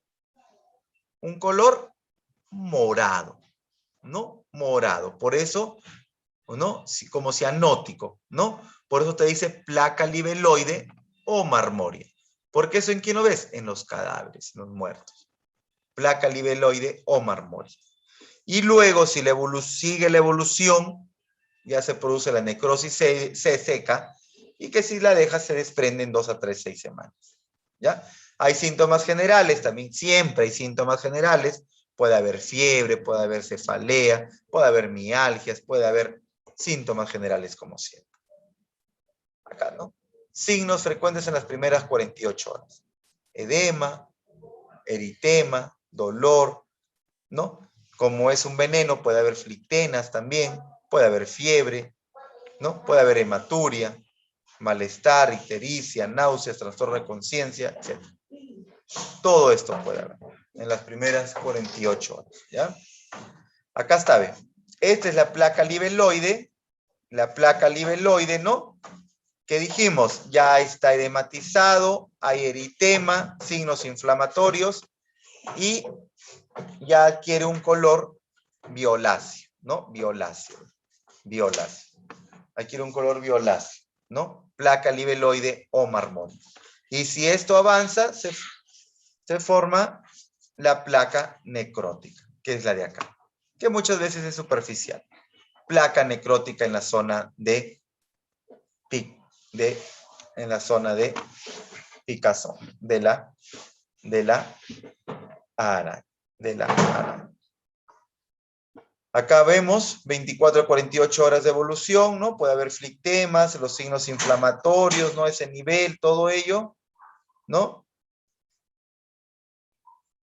Ahí está, ¿no? Ya está más edematizado, más ampollas, flictenas. Acá ya aparece, ¿no? Ya cambia de color. Esta es la placa libeloide, ¿no? Y esto se dice que es a las 36 horas de evolución, a los 2 o 3 días, ya, y luego viene ya más inflamación. Mire cómo se ve marmóreo acá, ¿no? Se ve marmóreo. Y acá ya viene la placa necrótica. Entonces, si te picó una araña y fue un loxosele, 90% que vas a hacer este camino. Pero si no fue un loxosele y fue una arañita común, bueno, mucha suerte. Suerte que te picó nomás, pues, ¿no? Te picó. Pero si no, te va a hacer este camino, ¿no? Placa necrótica. Esa es la afectación cutánea, netamente cutánea. No hay afectación sistémica, ¿ya? No hay afectación sistémica, ¿ya? ¿Por qué? Porque en la afectación ya cutánea, ¿no? Hay afectación cutánea, pero ya se agrega la fase sistémica y visceral, significa que van a haber órganos que se van a comenzar a fallar, ¿no? Entonces, esto es más severo. En las primeras 24 horas hay fiebre alta y sostenida, escalofríos, decaimiento, todos los síntomas generales, pero fuertes, ¿ya? Luego, a partir de las 6 a 12 horas, escuchen esto, chicos, porque esto es lo que ustedes van a tener en su arañas, van a ver, y esto es lo que van a tener, ¿ya? La hemólisis intravascular es a partir de las 6 a 12 horas. Entonces, tú puedes tener en tu poste, dices, viene un joven de repente Y te dice, doctor, me picó la araña, mire, ve, acá. ¿Tú lo viste la araña? Sí, doctor, lo vi, la vi la araña, la vi la araña. Listo, entonces, a ver, te voy a observar, pues, ¿no? Te voy a observar. De repente te hacen un centro de salud que hacen exámenes de laboratorio, te puedes apoyar. Listo, te voy a observar, te calmo tu dolor, le genero antisexia, lo lavo, lo limpio, todo eso. Bacán, está bonito. Entonces, tú le dices, vamos a observar. La hemólisis, cuando el problema se hace sistémico, porque hay que tenerle miedo, allí hay que tenerle miedo, ¿ya? Porque lo cutáneo, caballeros, ahí solamente es antisexia, antibióticos y nada más. Acá hay que tenerle miedo. Hay hemólisis intravascular a partir de las 6 y 12 horas. ¿Qué tengo que ver entonces en el laboratorio? Por eso les pregunté anteriormente. Anemia, ictericia, palidez. Si hay anemia va a haber palidez. Cianosis, ¿no? Cianosis. Hematuria. Vamos a subrayar la hematuria. Hay hemólisis, pues, ¿no? Y se presenta la hematuria. Hematuria.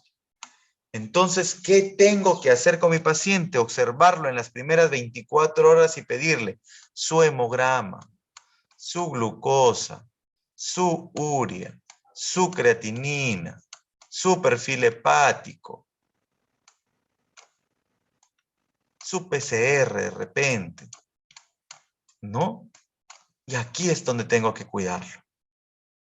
Lo observo y digo, a ver, las primeras 12 a 24 horas le pido todo esto, no hay nada, chévere, bacán. Esto parece que solamente va a ser cutáneo, no parece que se va a complicar más, bacán, chévere. Pero si tú ves que comienza a subir la creatinina, comienza a bajar la hemoglobina, comienzan a subir las bilirrubinas, entonces hay que preocuparse, porque este paciente puede entrar a hacer necrosis tubular aguda y te produce una falla renal, oligoanuria e incluso la muerte. ¿Ya, chicos? Ese es el camino. Por eso les decía lo importante de la hemólisis intravascular. ¿Ya? Entonces, y un examen de orina, claro está, pues, ¿no? Para ver la hematuria, que faltaba un examen de orina. Entonces, es lo que tienen que hacer nada más. Observar, calmar el dolor y luego, si tú a las 12, 24 horas le tomaste sus exámenes normal, listo. Ya, y si quiero ser muy precavido, le tomo al día siguiente nuevamente. Todo normal, listo. Esto es un loxoscelismo cutáneo nomás. Se acabó. Por eso es importante. Abdominal, visceral. Paciente, miren, con una tremenda herida, un niñito, ya con compromiso sistémico. Exámenes auxiliares, ya dijimos. ¿Para qué te voy a explicar si ya te dije qué es lo que presenta y qué es lo que tienes que pedir, ¿no? Por lógica, ¿ya? Siempre en todo paciente, este ítem de acá, se debe descartar el compromiso visceral desde el inicio hasta las 72 horas de ocurrido el accidente. Entonces, viene, le pica la araña, lo observo unas 12 horas, le hago su primer examen, le hago el otro a las 24 horas si quiero. ¿Correcto? Para corroborar. Tengo que corroborar en las primeras 72 horas que no me haga compromiso visceral. ¿Ya? Listo, chicos. Y esto es lo que nos dice también, esto es lo que les decía, ¿no? La actualización sobre manejo de araneísmo en el Perú, ¿no? Por la revista médica herediana que la había mencionado. Porque cuando les han dado sus diapositivas, se va a otra realidad, ¿ya? Y tenemos que enfocarnos en nuestra realidad, lo que tenemos nosotros. Más he visto que se han ido por Brasil, por no sé dónde, pero acá, ¿ya? Entonces, esto es lo que vas a encontrar tú en tu centro de salud, en tus postas, ¿ya? Entonces, el tratamiento inmediato es la inmovilización y elevación de la parte afectada. Hielo local, antisexia de la herida y vacunación antitetánica. Es decir, mordedura de araña que te está haciendo un compromiso cutáneo, vacúnalo. ¿Ya? Vacúnalo contra el tétanos. Pregúntale, ¿lo han vacunado o no? Lo han vacunado, me acuerdo, vacúnalo, primera dosis. Me vacunado sí hace más de 10 años, primera dosis. ¿Ya? Vacúnalo. limpia la herida, desinflama con hielo, ¿no? Inmovilización y liberación de la parte afectada. Esto es lo que menciona la diapositiva que les han dado. Es muy interesante también. Es muy interesante, ¿no? Pero acá, como les decía, esto es en Brasil, ¿no? Es muy interesante también lo que dicen acá, ¿no? Cuando el compromiso es leve, analgésicos y antihistamínicos. Claro está, pues, ¿no? Calmar el dolor, darle un antihistamínico y limpieza de la herida, ¿no? Limpieza de la herida, antisexia. Cuando la infección es moderada, te dice ya que hay fiebre, malestar, náuseas, vómitos, etcétera, etcétera, etcétera. Hay leucocitosis, neutrofilia, todo eso. Y acá ya hay antisépticos, prednisona, puedes darle prednisona, ¿ya? Acá ellos le dan prednisona, ¿ya? Pero acá, bueno, acá la guía de manejo nos dice un poquito diferente. Acá ellos le dan prednisona de frente, ¿no? Y en la afección grave dan ya el suero, ¿no? Más la prednisona y todo lo demás. ¿Qué es lo que nos dice nuestra realidad? ¿O qué es lo que nos dice nuestros estudios a nivel de Perú? Acá está. Este es un resumen. Loxocelismo. Tengo manifestaciones cutáneas no complicadas y complicadas, te dice. ¿Cuál es la no complicada? Es la que te duele, está con edema, eritemas, con tu mácula, ¿no? Hay ampollitas, todo eso y te pica. Listo. Ahí dice, haz antisexia, tu antihistamínico, ¿no? Controla el dolor y al tercer día de iniciado todo esto de la picazón, dale Daxona. Mira cómo cambia. ¿Cómo cambia? ¿Te das cuenta? Esto es lo que me dicen allá.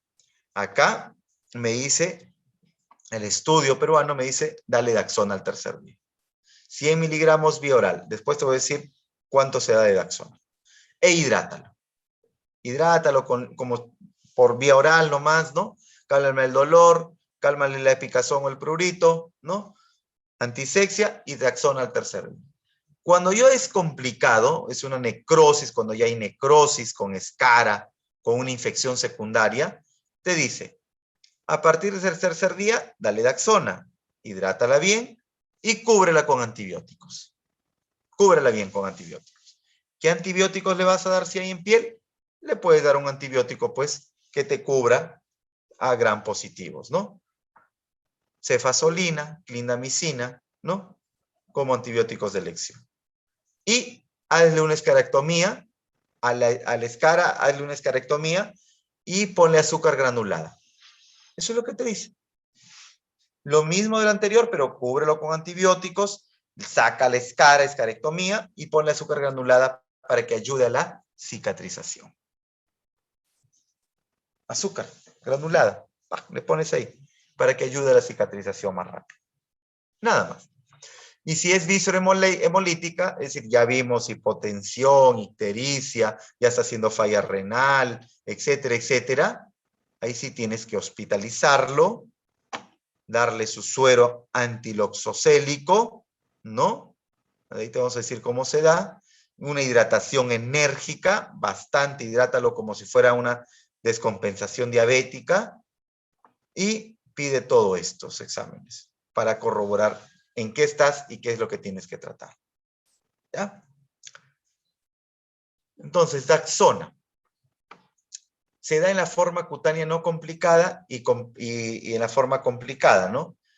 Y se ha demostrado con éxito el uso de Daxona, en la forma cutánea no complicada, perdón. Acá, en la complicada y en la no complicada, ¿no? Y es un antibiótico del grupo de las sulfamidas que se da a dosis de 100 miligramos vía oral. ¿Cuántos días? 5 a 7 días. Y debe iniciarse al tercer día de la picadura.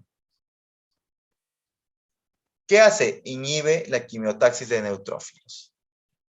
Inhibe la quimiotaxis de neutrófilos. ¿Ya? Inhibe, es decir, que vengan más neutrófilos para ahí. ¿Ya? Inhibe la quimiotaxis de neutrófilos. ¿Ya? Un segundito. Daxona. ¿Ya? Inhibe la quimiotaxis de neutrófilos, es decir, disminuye la inflamación. Disminuye la inflamación. ¿Ya? Es lo que te decía en la patogenia. Algunos utilizan colchicina cuando no hay Daxona, ¿ya? Cuando no hay Daxona, algunos utilizan colchicina. La dosis, eso es igual por 6 días, ¿no? Cada 4 horas, media tabletita, ¿ya? Pueden detener la progresión a necrosis cutánea y debe usarse luego de las 48 horas de la mordedura, ¿ya? Algunos utilizan colchicina en vez de Daxona. El suero antiloxocélico debe administrarse en las primeras 6 a 12 horas de ocurrida la mordedura. ¿Y cuándo? Te dice, cuando tú ya pues tienes síntomas de repente de sospecha de una infección, ¿no? De una complicación, ¿no? El paciente de repente rápidamente progresa la herida, ¿no? El paciente de repente tiene anemia, ictericia, tiene mucha fiebre, etcétera. Entonces, cualquier signo de alarma de esos, ya tú tienes que colocarle su suero antiloxocélico entre las 6 a 12 primeras horas, ¿correcto? ¿Esto de quién lo hacen? Lo hacen de las vaquitas, lo hacen de las vaquitas, de las vaquitas, ¿ya? Del plasma de las vaquitas, las inoculan y de ahí hacen el suero. Ya tiene algunas reacciones transfusionales, principalmente anafilácticas. ¿Y cómo se da? En nuestro país su presentación es una ampolla de 5 mililitros, que se debe diluir en 100 mililitros de suero. ¿Ya? Nuestro país es esta ampollita que viene de 5 mililitros, ¿ya? Y se diluye en 100 y le pasas en media hora, una hora al paciente en adultos. Y se diluye y en niños se diluye en 50. Igual, se le pasa en media a una hora, ¿no? En un volutrolcito. ¡Plac! Listo. Le pasas en una hora, ahí está su suerito. Con eso has hecho mucho. Con eso has hecho mucho. ¿Correcto? Y de ahí, pues, el resto de medidas, como dijimos, cálmale el dolor con analgésicos. Si quieres, utiliza tramal, paracetamol, endovenoso, bioral, lo que quieras. Cálmale la picazón, dale su clorfenamina, endovenosa si quieres, ¿no? Etcétera. Y si estás en un origen sistémico, no te olvides, ¿no? De darle corticoides, te dice acá. Además de los antihistamínicos, de calmarle el dolor, ya hay un compromiso sistémico, no te olvides de corticoides. ¿Y qué nos recomienda ellos? ¿Qué nos recomienda esta guía? Darle corticoides sistémicos de acción rápida, como hidrocortisona a esta dosis o metilprednisolona a esta dosis. ¿Correcto? Dale, ¿no? Por unos 2, 3 días te dice, y luego pásale vía oral hasta los 7 días y destétalo. Se acabó.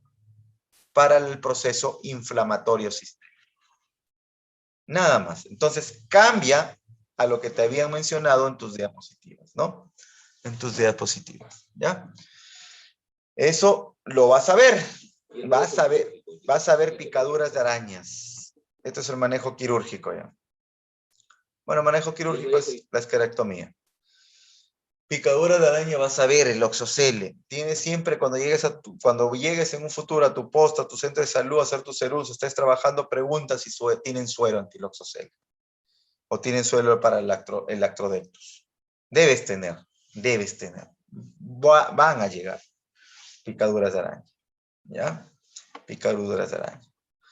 Accidentes producidos por araña, el latrodectismo producidos por araña del género Latrodectus, ¿no? Conocida como la viuda negra, ¿no? Esta es la araña de la viuda negra. Esta es la araña de viuda negra. Por eso que te dije que es menos frecuente. ¿Por qué? Porque tú ves un arañón así, pucha, que no te le acercas ni loco, pues, ¿no? ¿Y por qué? Porque la picazón de ellas es diurna. Es decir, la otra, la axoceles, sale de noche y sale a alimentarse y de repente está por tu piel porque ella no sabe que está en tu piel y tú la tratas de rascar o de quitar y ella se asusta y plum, te muerde, pues. Y ahí te infecta. En cambio, en esta estás el día caminando por ahí, ¿no? Tú estás haciendo de repente en la zona rural, estás en tu chacra y estás haciendo algo y pum, ves la viuda negra que estuvo por ahí. Tú te le corres, pues, ¿no? ¿Quién se va a hacer loco de molestarla? Porque este es un poquito peor que la axoceles clínicamente, ¿ya? Diurna, ya es diurna. Acá está, verla nomás en foto me da miedo, ¿no? Aquí es común encontrar los departamentos de Ica, Lambayeque y Lima, zonas rurales de Ica, en los pueblos de Lambayeque, ¿no? No es tanto de zona urbana. El veneno es la latrotoxina. Y en vez, ¿qué decía? La anterior, el axocele, actúa principalmente, ¿no? Inflamación, ¿no? Todo lo que es inflamación y vía hematógena, ¿no? Inflamación. Y el atrodectus más bien actúa a nivel del sistema nervioso sensitivo. Terminaciones nerviosas sensitivas en el lugar de la mordedura. Es decir, sobre el sistema nervioso autónomo. Acá actúa y produce más dolor incluso. Entonces, al actuar sobre los nervios esta toxina, no te va a dar compromiso local muchas veces. Es como el tétanos, pues, ¿no? Te muerde, en piel no te da mucho compromiso, una herida simple, común y corriente, y se va al nervio de frente. Igualita es esta la atrodectus. Se va al nervio, por eso que muchas veces su compromiso es más aparatoso, se va al nervio. No te da compromiso local, es una heridita común y corriente a veces que ves, ¿no? Es un dolor inmediato, intenso, porque es nervioso, pues, con irradiación a ganglios linfáticos regionales. Luego hay contracciones musculares, fasciculaciones, puede haber epistótonos y rigidez abdominal, ¿no? Se semeja muchas veces a un tétanos, mira. También puede haber trismo, sudoración. Y en la fase sistémica, hipertensión arterial, taquicardia, shock, ¿no? Y puede también tener afectación cardíaca, ¿ya? Lo último, el suero antilatrodéctico. El suero antilatrodéctico, el tratamiento es suero antilatrodéctico más 2 ampollas de gluconato de calcio endovenoso. Más analgésicos. Hasta ahí es. Algunos utilizan miorrelajantes, ¿no? Pero esos ya en casos demasiado graves, pues, ¿no? Pero no. Solamente es el suero, tu gluconato de calcio endovenoso, 2 ampollas y tus analgésicos. Nada más. Eso es el tridente que debes utilizar. Y suero, tienes que ver si tienes suero. ¿Y cómo se coloca? De 1 a 5 mililitros subcutáneo. Nada más. De 1 a 5 mililitros subcutáneo. Agarra subcutáneo, le coloca su suero, sus 2 ampollas endovenosas de gluconato de calcio y sus analgésicos. Eso es si te picó una viuda negra. Listo, muchachos. La mayoría de muertes es por insuficiencia respiratoria. ¿Por qué? Porque, como te digo, es nervioso. Comienza a paralizar tu pared torácica. Es nervioso. ¿Ya? Es nervioso. Listo, muchachos. Es un tema largo, pero bueno. Se ha tratado de resumirlo y de darles lo más puntual, pero a veces son muy largos y un poco que cansa. Listo, chicos. Ya lo de Ofidios lo leen y lo hacen en la parte práctica. ¿Ya, chicos? Bueno, creo que tienen clase porque ya lo veo que se están saliendo todititos. Los veo en una próxima oportunidad. Bueno, y para mi grupo nos vemos. O quédate, Mariela, a ver para conversar y antes que te vayas. Ya,